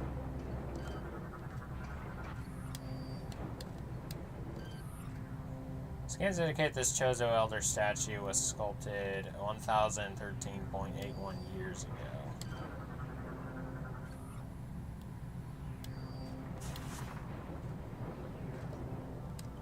By Grabthar's hammer, you shall be avenged.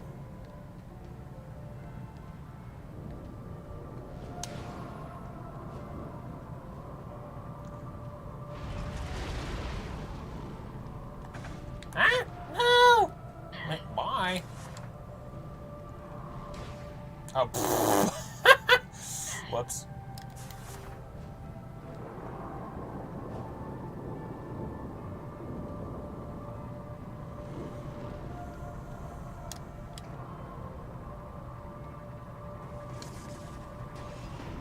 Sorry, but if I run into you, I get busted. Me, I'm get bed busted.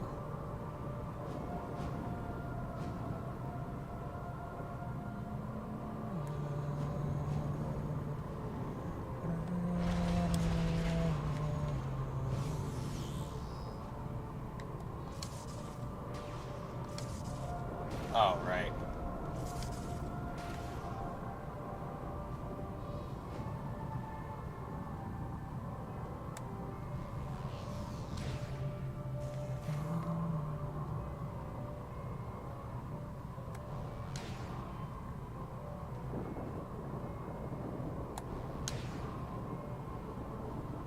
Brother, what a way to run a railroad.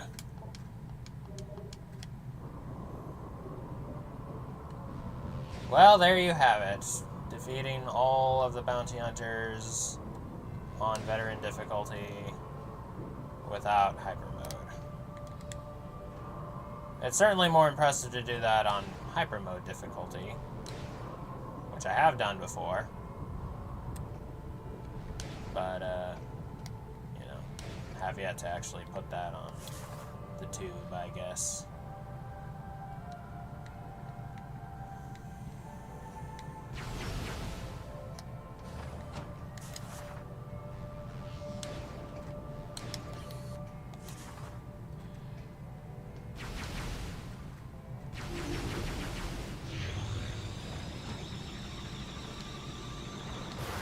Oh, shoot.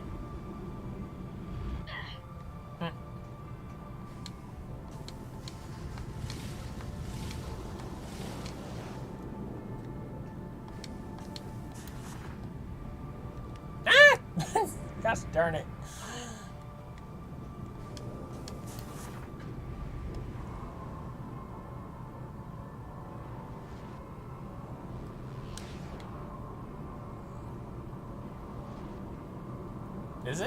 This is a nice section, though.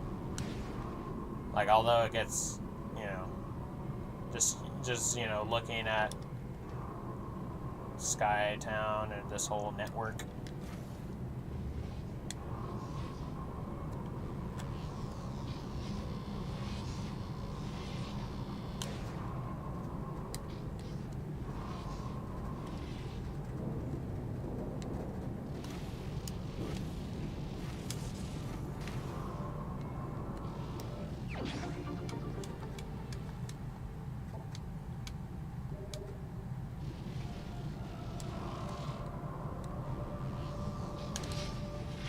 shoot.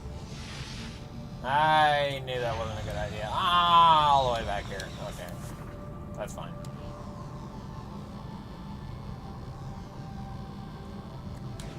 I've been working on the railroad all alone. Day, long day, or however the song goes.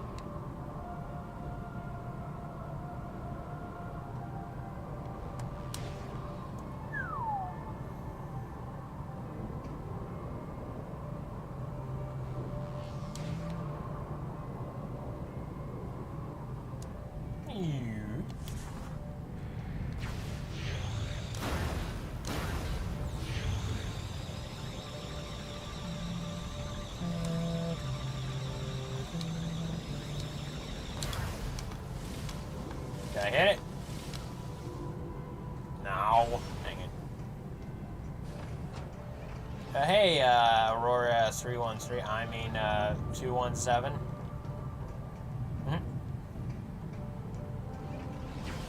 Oh, dragoons.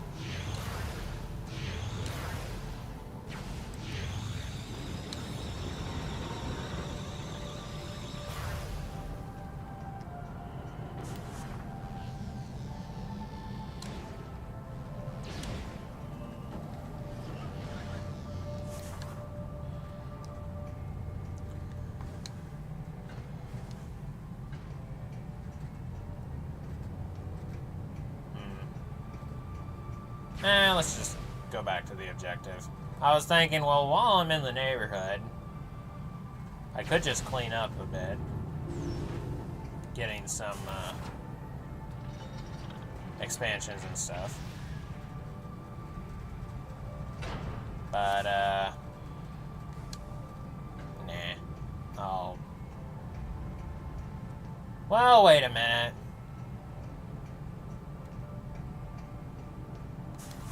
Besides, there's a...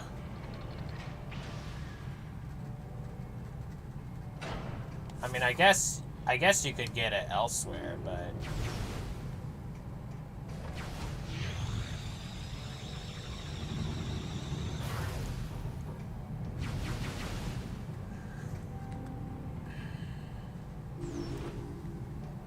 Like, maybe you only get this particular,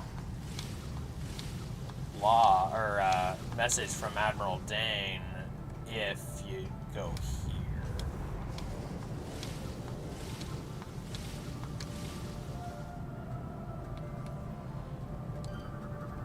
Ah, yes. One of, if not the most annoying thing in this entire game. Except for maybe the Metroid Hatcher, but you know what? Once you get the X-ray visor, they're a piece of cake. Barely an inconvenience. Morphology, phasoid, corporeal phazon energy that is vulnerable to phazon-based attacks. Phasoids are masses of phazon energy that form after a Leviathan has been destroyed. They still retain a small bit of sentience and are mindlessly aggressive. It's kind of funny putting those two in the same sentence. Sentience and mindlessness. The only way to damage a phasoid is by attacking it with phazon-based attacks. However, this has a side effect of causing the creature to split into two smaller forms.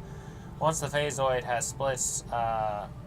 split small enough, it will simply fly at a target and detonate on contact. It is said that some phasoids may split into a rare crimson color form. There are these things in Zen in Half-Life that look an awful lot, that looks an awful lot like. Samus, this is Admiral Dane. There we go. There's Admiral Dane. Hey, Admiral. Oh, hey. I've ordered the Federation fleet to walk to the pirate homeworld and begin the invasion. Indeed. I think it's time we took the fight to them. Yeah, I agree. We'll contact you when we're ready to commence our assault. Okie dokie.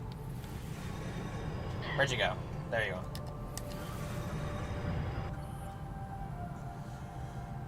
Red Phasoid. Rare strain of corporeal energy vulnerable to phazon-based attacks. Red Phasoids, like their more common siblings, can only be damaged by phazon-based weaponry. They are wildly aggressive and will split into smaller forms when attacked. Their reddish appearance is the result of an unstable energy core, an uncommon mutation that occurs when a phasoid is formed. Overloading their core with phazon energy will destroy them, causing them to yield a rare item.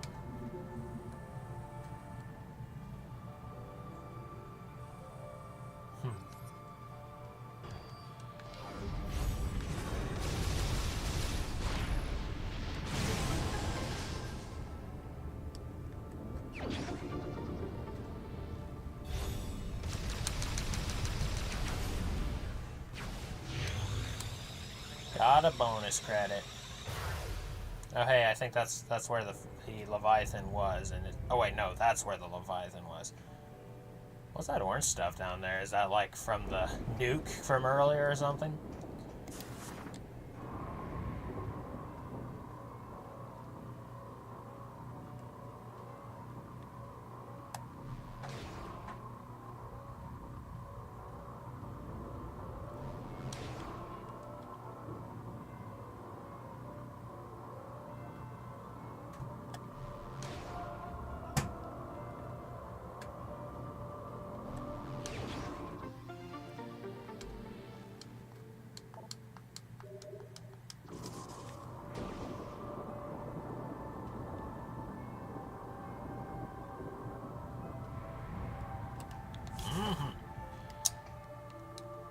Hello, Mario.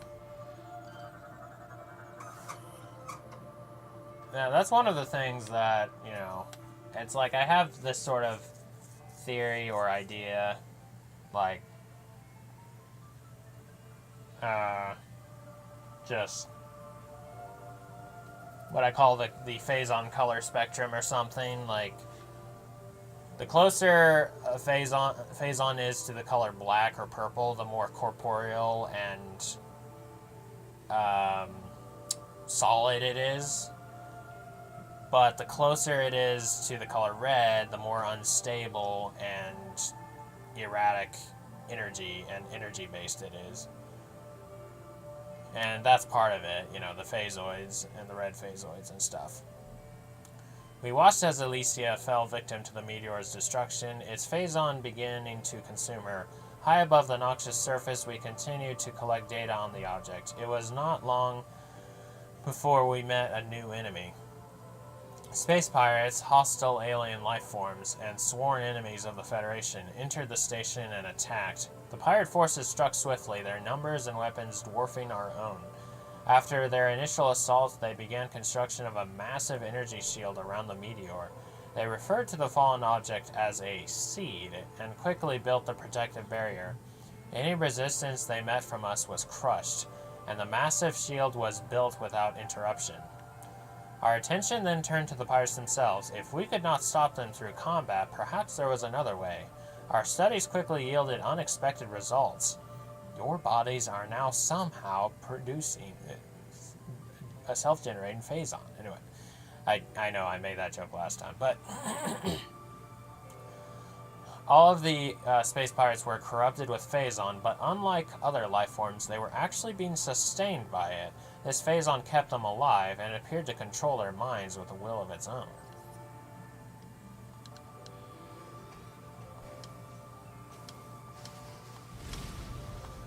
Oh.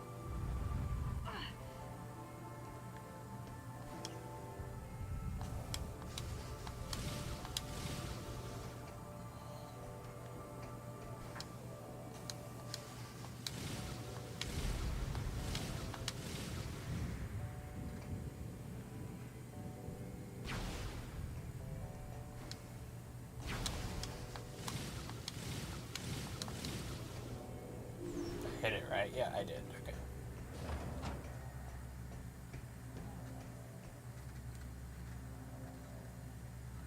close am I to... Welcome to the stream, everybody. How close am I to the, what is this, ballista storage?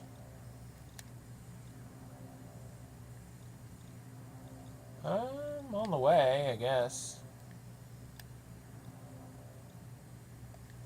The ballista storage, yes, the ballista storage is where I got the,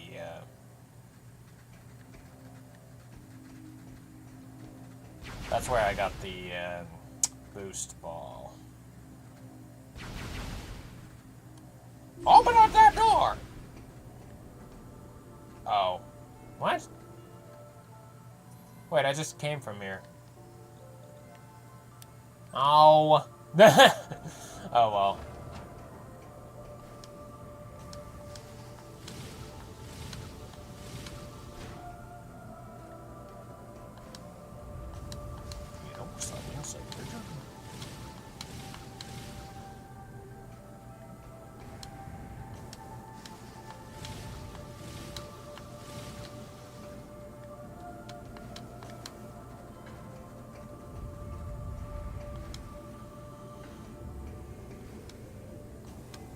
I do hope that we're given the option of switching between beams, like in the first two primes, when Prime 4 comes out. I do hope that's a thing. I mean, I won't be really upset about it if, you know, they stack the beams again to, you know, give way for a different kind of mode, like hybrid mode. But what little we saw in the trailer seemed to indicate that you could, like, allocate your weapons. Like, if you notice, there looked like a sort of D-pad thing going on.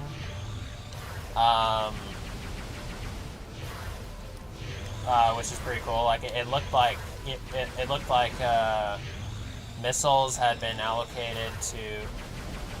I mean, I'm assuming that you're able to move around what the D-pad or something, what weapons your D-pad is going to or is assigned to. But it looked like right on the D-pad was allocated to missiles or something. Which is interesting. An interesting decision. Like, it does, if that is what's going on, then it would be taken away from, it would be strained from the traditional layout of Prime, which would be that you can press one button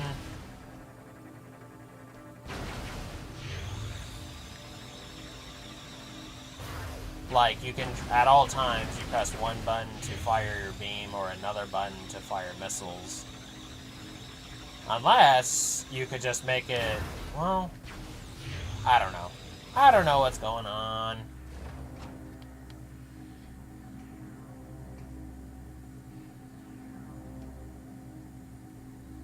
Yeah, you can see the Steam Lord down there.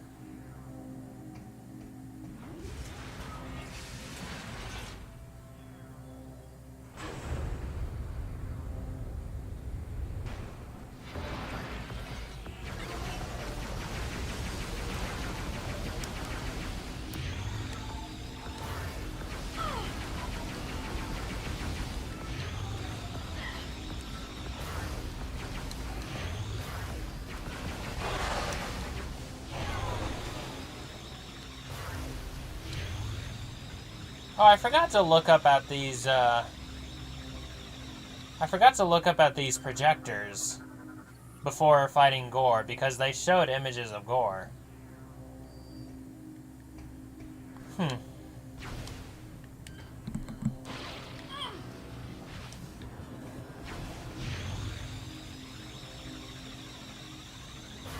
Oh well.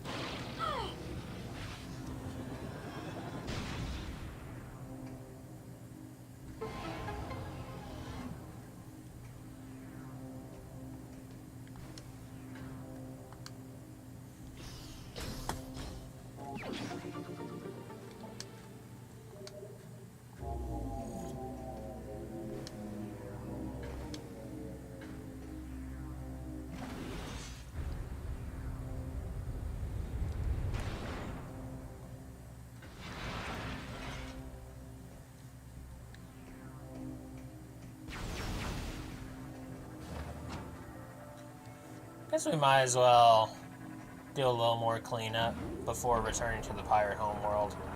Just because the next episode will probably just be all the pirate homeworld. And I got a little bit longer before it, you know.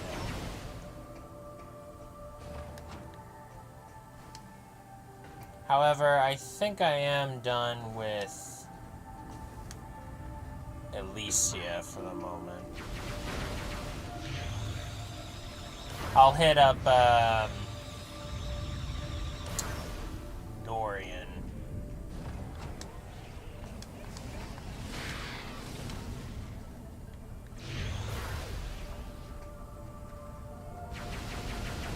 Open up that door!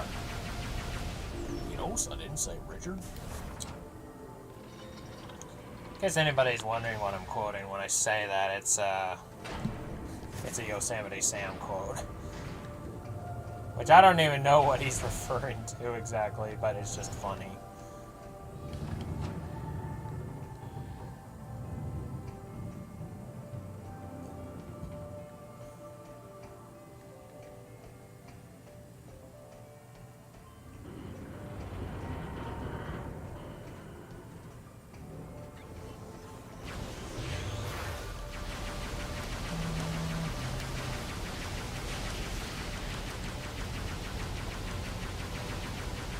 You get fired, you get fired, you get fired.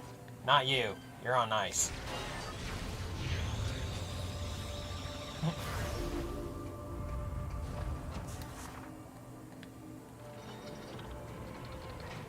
Whee!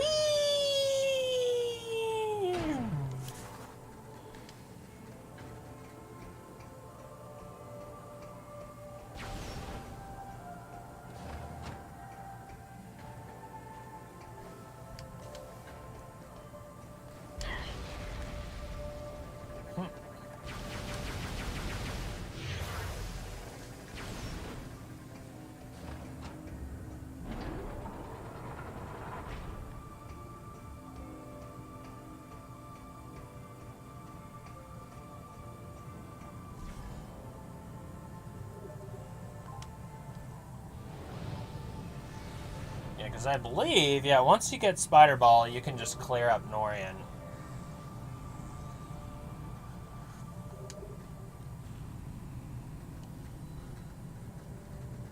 Now, I will have to face a Metroid Hatcher.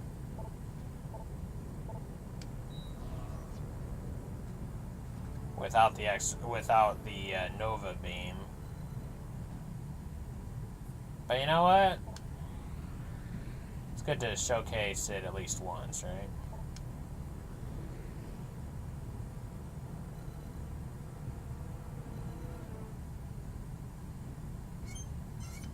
Let's go this way first, I guess.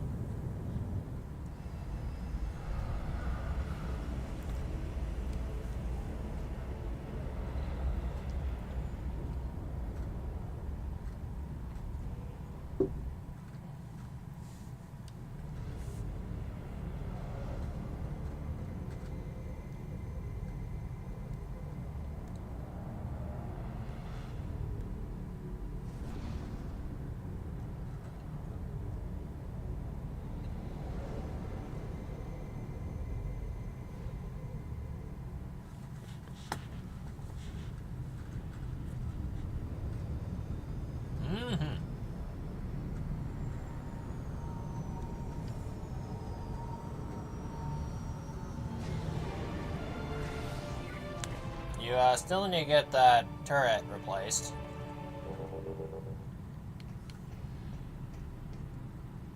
Oh yeah. GFS Enkidu, a Griffin-class frigate. Most of her crew are on shore leave.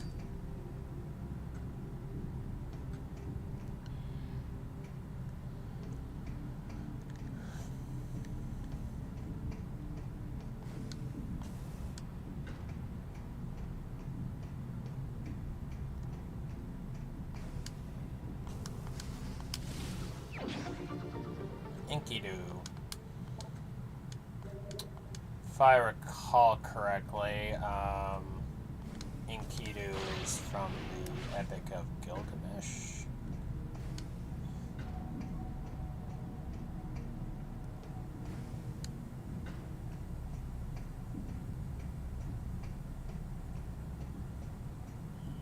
I specifically went to this landing site so I could talk to this guy first. Welcome back, Samus. We're in the middle of major repairs due to the pirate attack, so excuse the mess.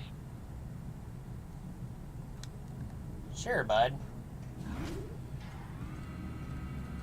I mean, I understand. You should see my room. Speaking of which, I need to get to that. 4.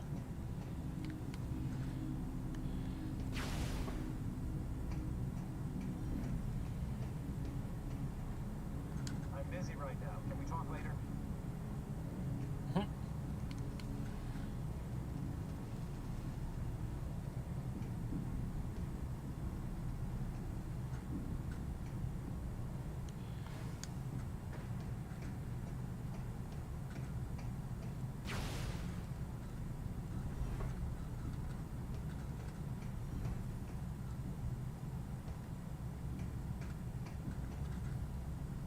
Good day, Samus. You may want to rethink heading into this section of the facility. The area beyond this door is overrun with spent phazon from the initial pirate invasion. Oh, that's what I'm here for. The locking mechanism was damaged and is currently inoperable. It is scheduled for repairs, but considering what's on the other side, I'm not surprised the welding engineers haven't gotten around to fixing it yet.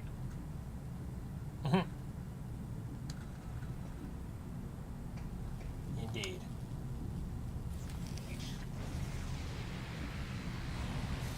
Yeah, in all honesty, I wouldn't mind the welding mechanic coming back.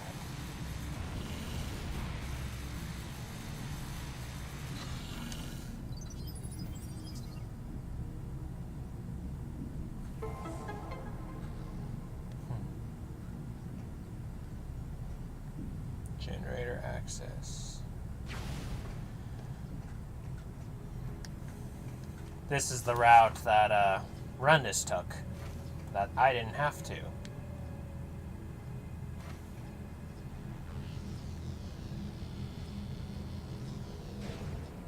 Ah!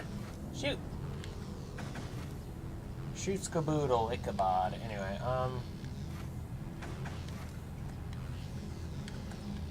Zoink Scoob!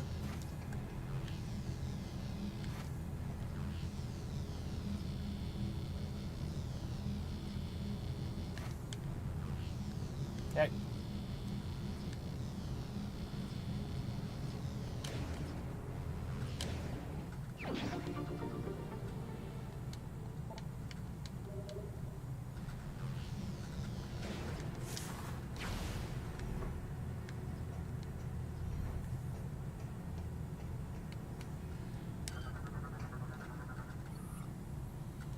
Target is deceased. Armor suit is covered with phazon-based energy burns. This is where you see liquid phazon for the first time. Well, a creature, liquid phazon, that is. Spawns phazon grubs, consumes phazon in any form. Liquid phazon appears to be a semi-sentient glob of phazon. Their young are known as phazon grubs and eventually metamorph into their adult or puddle form. Yeah, so this is one of the... Pretty sure, yeah, the Ying are basically advanced and darkling corruption versions of liquid phazon. And eventually metamorph into their adult or puddle form. They exude a toxic chemical to protect themselves from predators. Contact with the substance can be deadly. They can alter their shape in a limited fashion, usually to avoid incoming attacks.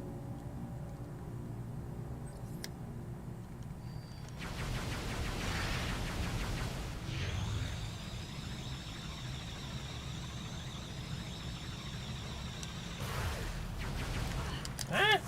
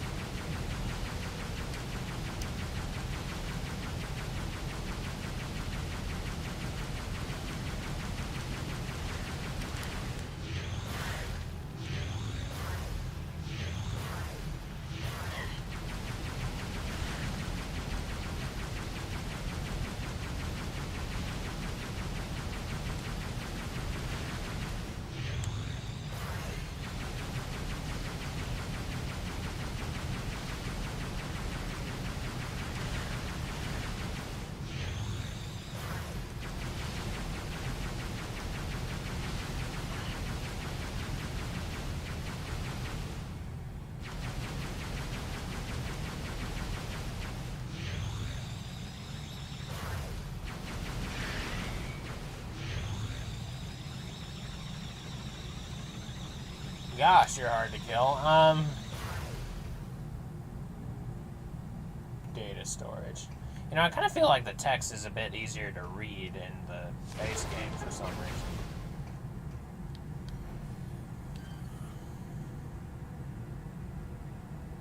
Oh, what the heck? That's different.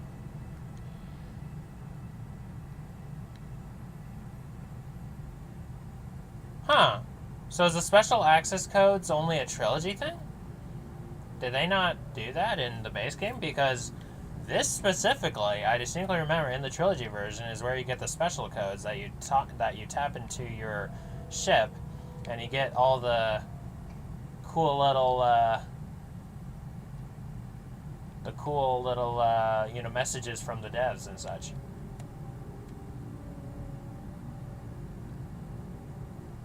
Scan station. Please scan lore.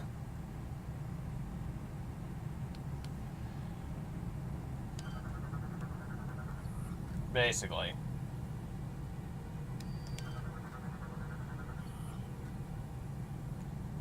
Skytown was just there. Skytown is a network of advanced structures floating in the atmosphere of planet Elysia. Most of the base is dedicated to research from a local to interstellar level. The powerful sensors of Skytown provide useful military intelligence data, along with research information. An Aurora unit analyzes the vast amount of data collected by the station. It is supported by the Elysians, a group of sentient mechanoids that live within the base.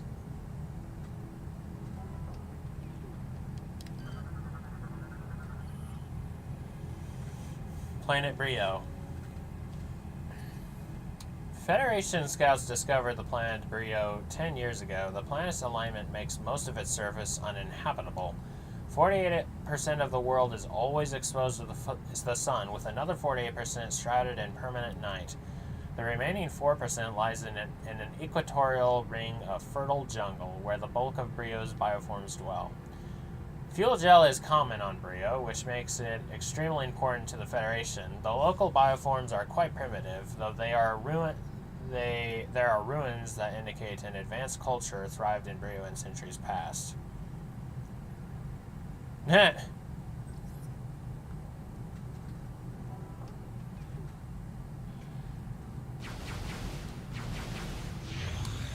Imagine you live on Brio and you're like,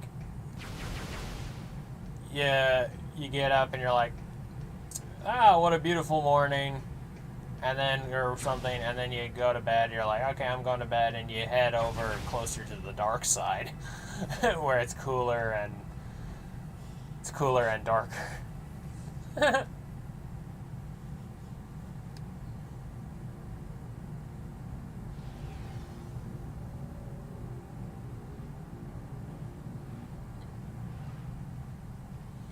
Okay, so the Olympus-class battleship, that log appeared twice. Ah, yes. Hopping Metroid. Uses razor-sharp talons in battle, susceptible to cold-based attacks. Boy, have you really changed.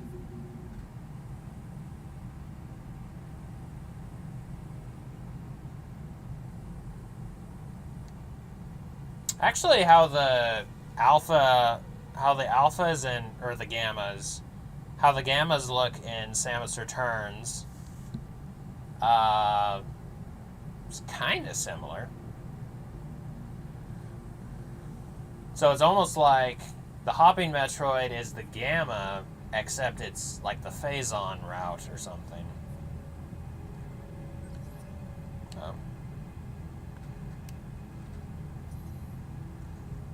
Hopping Metroid. Radical mutation has removed the ability to fly from the strain of Metroid.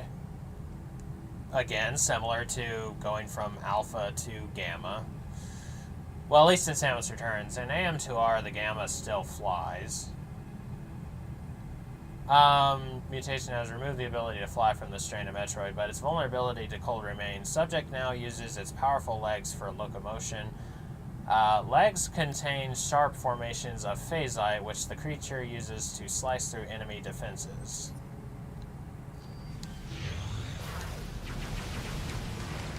What the? Did you see how it looked like it was kind of sliding around?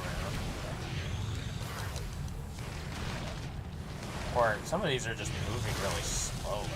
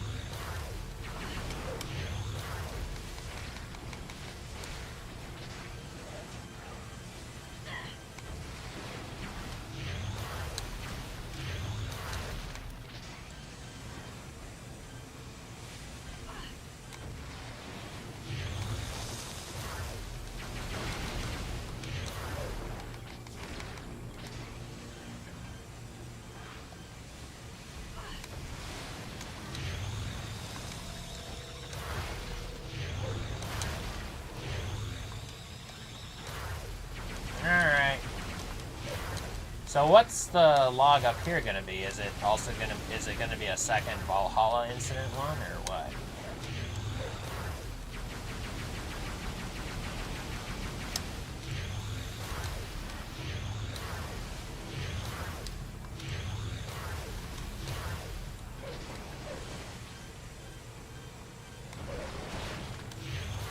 I forgot how many of you there were here.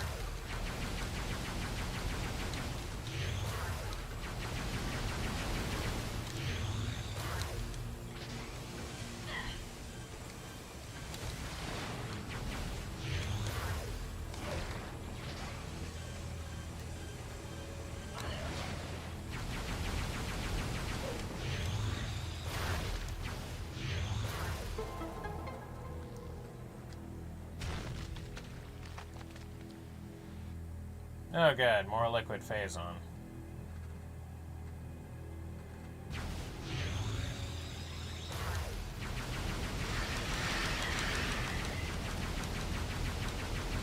If I recall correctly, the easiest way to deal with these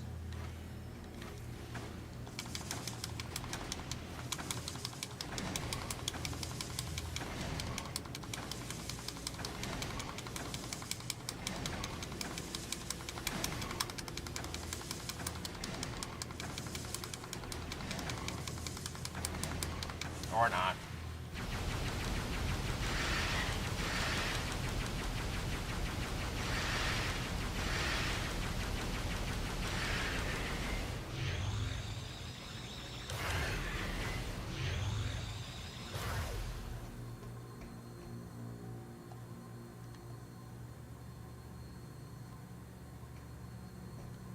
Still can't read that.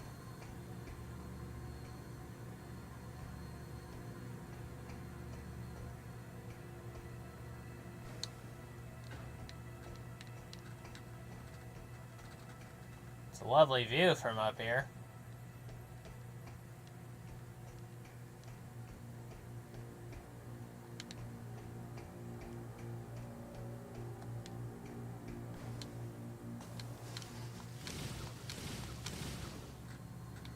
Is this going to be another Valhalla? No, it's new. Oh, so this is where they put Planet Norian's file. Though located on the fringe of the Federation, the planet Norian is of great importance. The military... Yeah, and this is like basically the transcript for the... that Aurora audio log. Of great importance. The military maintains a strong presence in the sector, and the base on Norian is often the first line of defense against enemies that operate outside of GF space. Originally a barren orb capable of sustaining life, a sophisticated terraforming project designed by Aurora Unit 486 has turned Norian into a hardy forest world. Good show, boy. Ah! Okay, yeah, we were fine.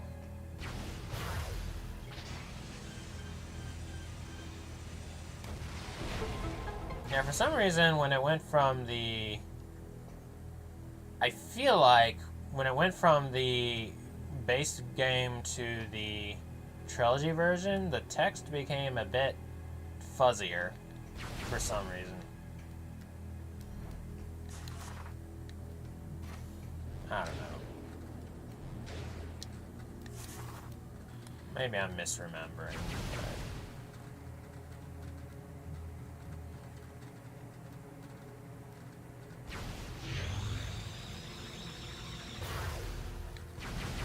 Open up that door!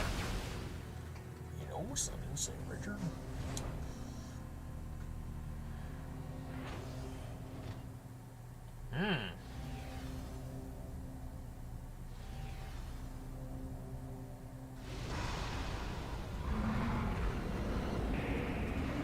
Howdy, neighbor.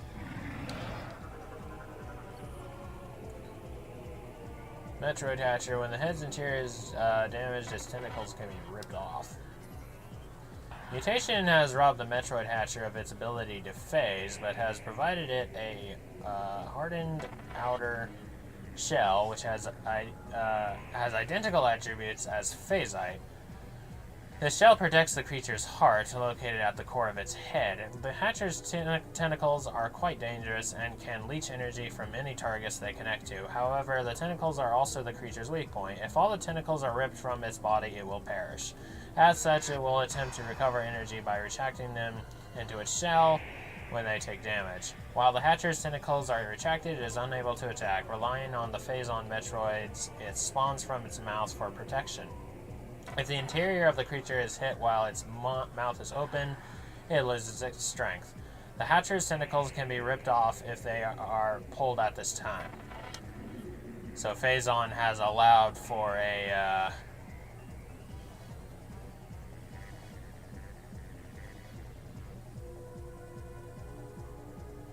Phazon has allowed for a creature other than the Queen Metroid to spawn Metroids.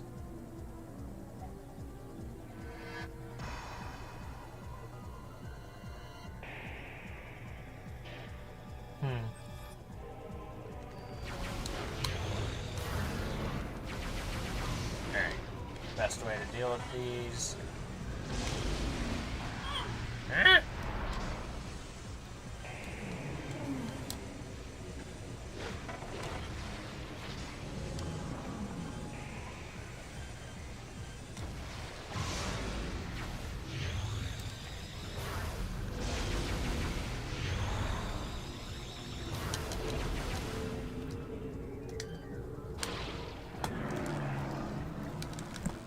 Come on, get out, get out. Okay, jeez Louise.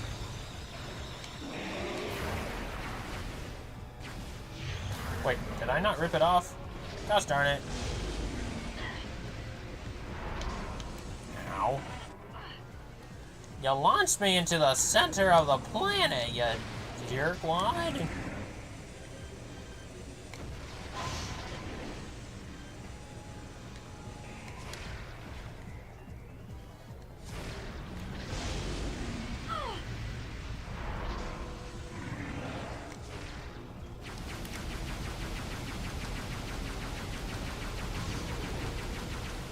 Maybe I should have waited until I did get the Nova Beam.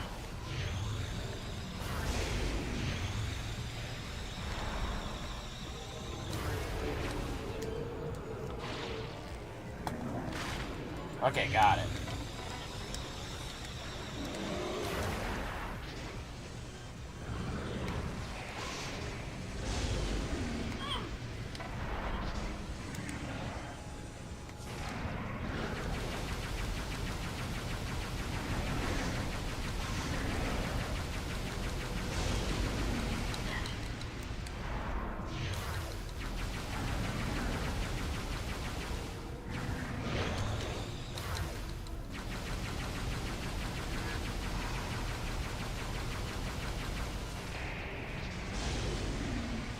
So then, I'll just stand here.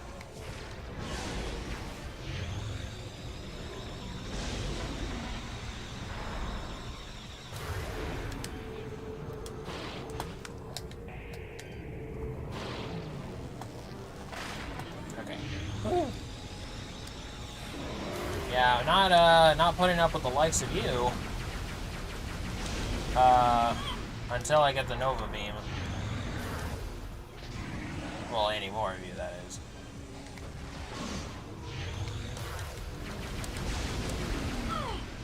Ow.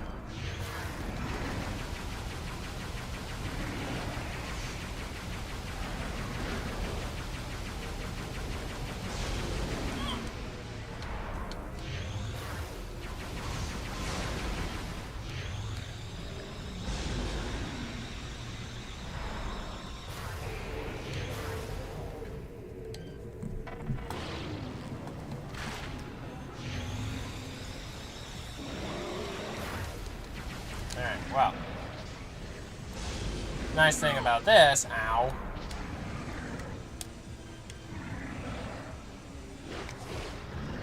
No, that's not in fact how it works. Ah! He's still looking over there like, oh? Uh-oh. Oh, okay, we're good.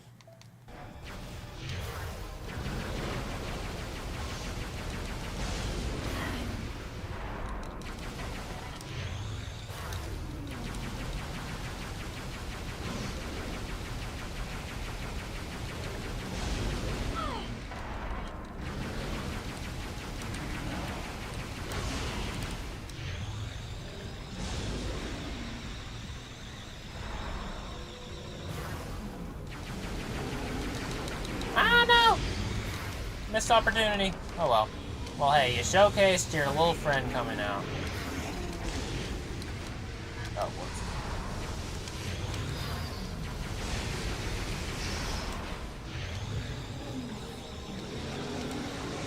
Oh, shoot.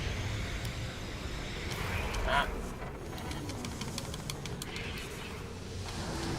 It's probably too late to... Yep.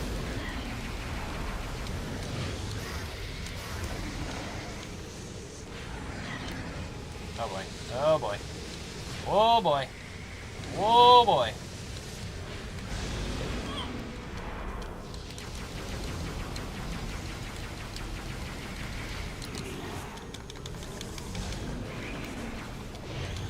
No, I'm not gonna go into hybrid mode. You can't make me.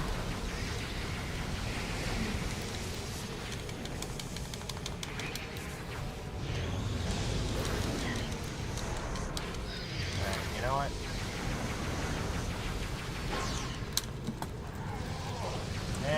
And good job. You get to showcase that little move of yours too.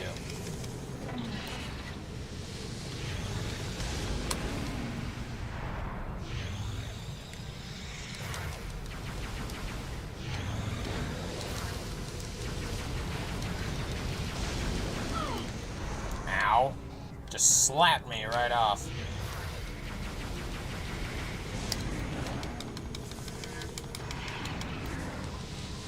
Wait, was that actually about... Was it lifting me?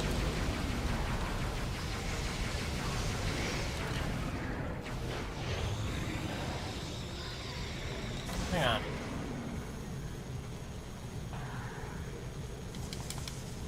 Oh my gosh, I didn't know it could do that. Huh. Alright. Now, where were we?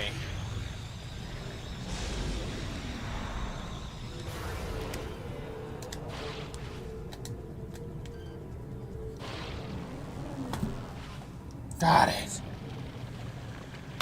Okay.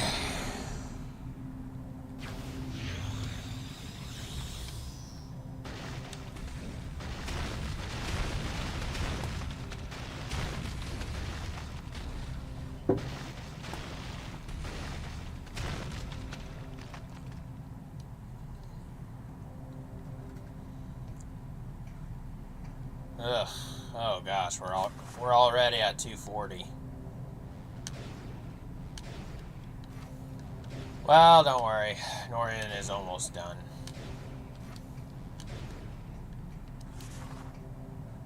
And then after that, we'll go ahead and call it. Ended with a little boss fight, you know. 2 boss fights.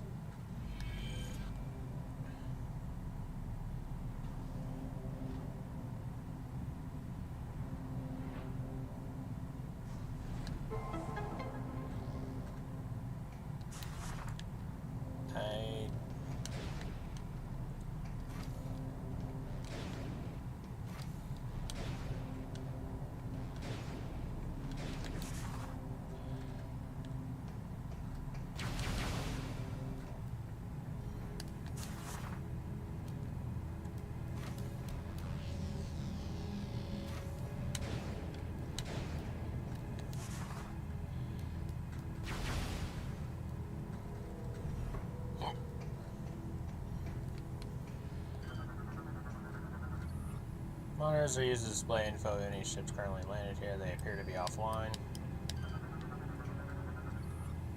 Terminals are using it. Oh, it's just, yeah, that's too bad. I wish you could restore power to them. That way you could do this fancy little thingy-mabobber. Or, you know, you could land your ship here and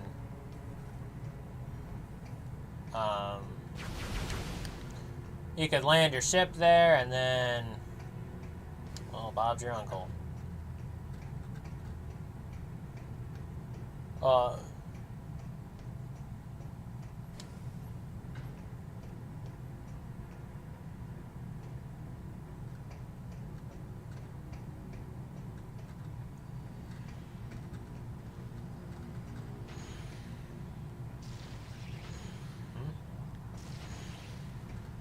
I think there are bogies nearby, but, oh, there they are. Nah, you know what? I don't feel like dealing with you. Deuces!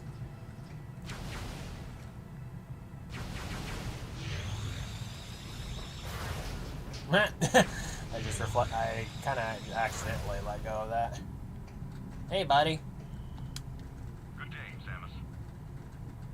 Good day to you, too.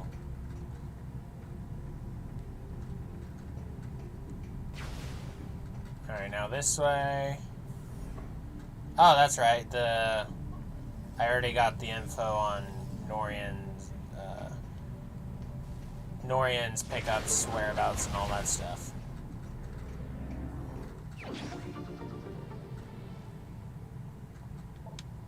No. The only time I've played Portal was the time that you were watching.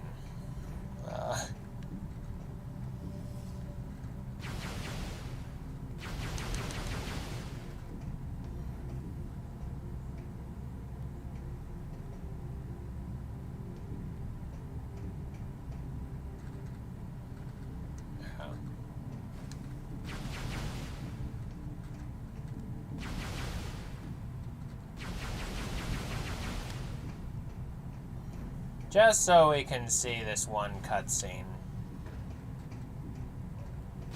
I'll go to the A generator line area using my ship.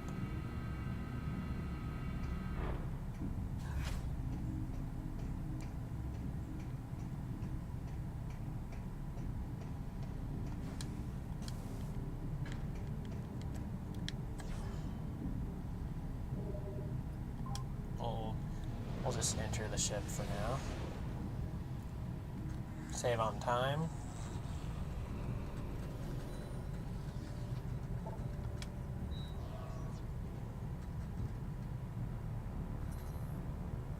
You can also get this cutscene, you know, with Samus in her Varia suit if you choose to use your ship like that.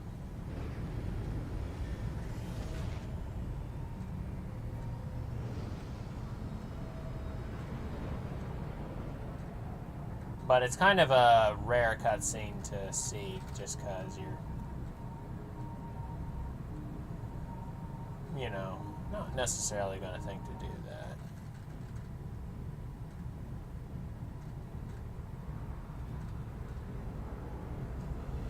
Just imagine, like, you're flying a Samus and you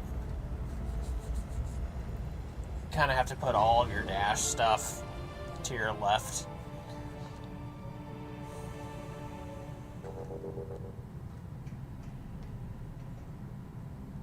Alright, and there's just one more thing here, I believe.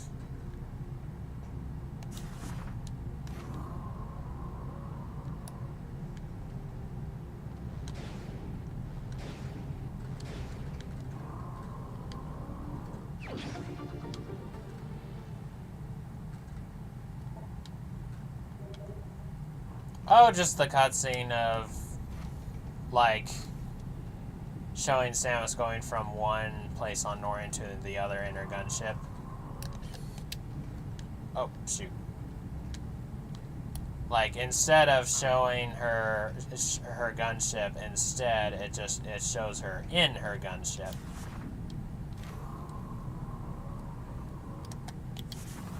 There we go. Get the nice somersault in. Do it properly, shall we? Let me double check.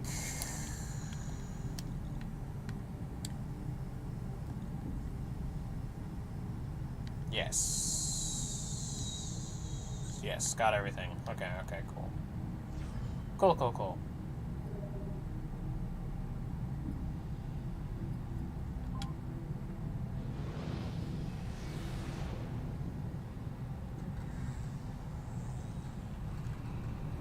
Yeah.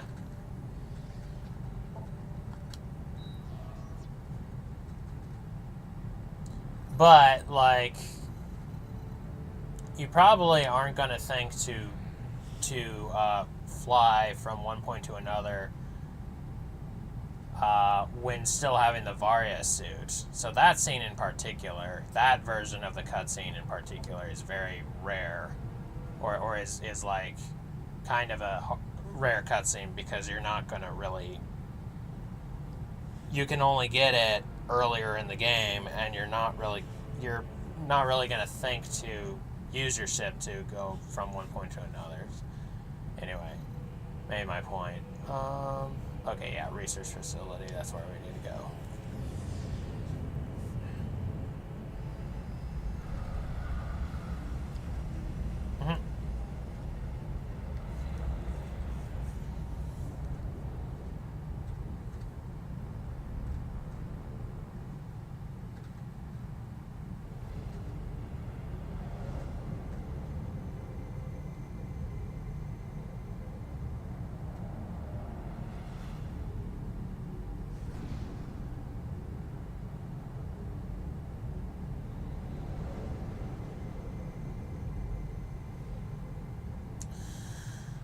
Okay.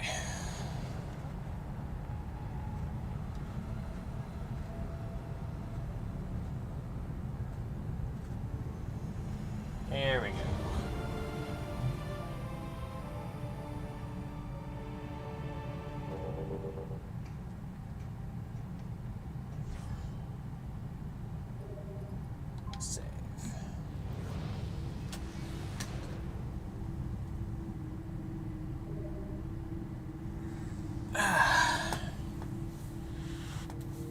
Okie dokie. Well, thank you all so much for watching. As always, God bless, and hope to see you next time for some more Metroid Prime 3. Next episode, we'll be going through the Phazon mines on this planet and getting the Nova Beam and Federation invasion and stuff.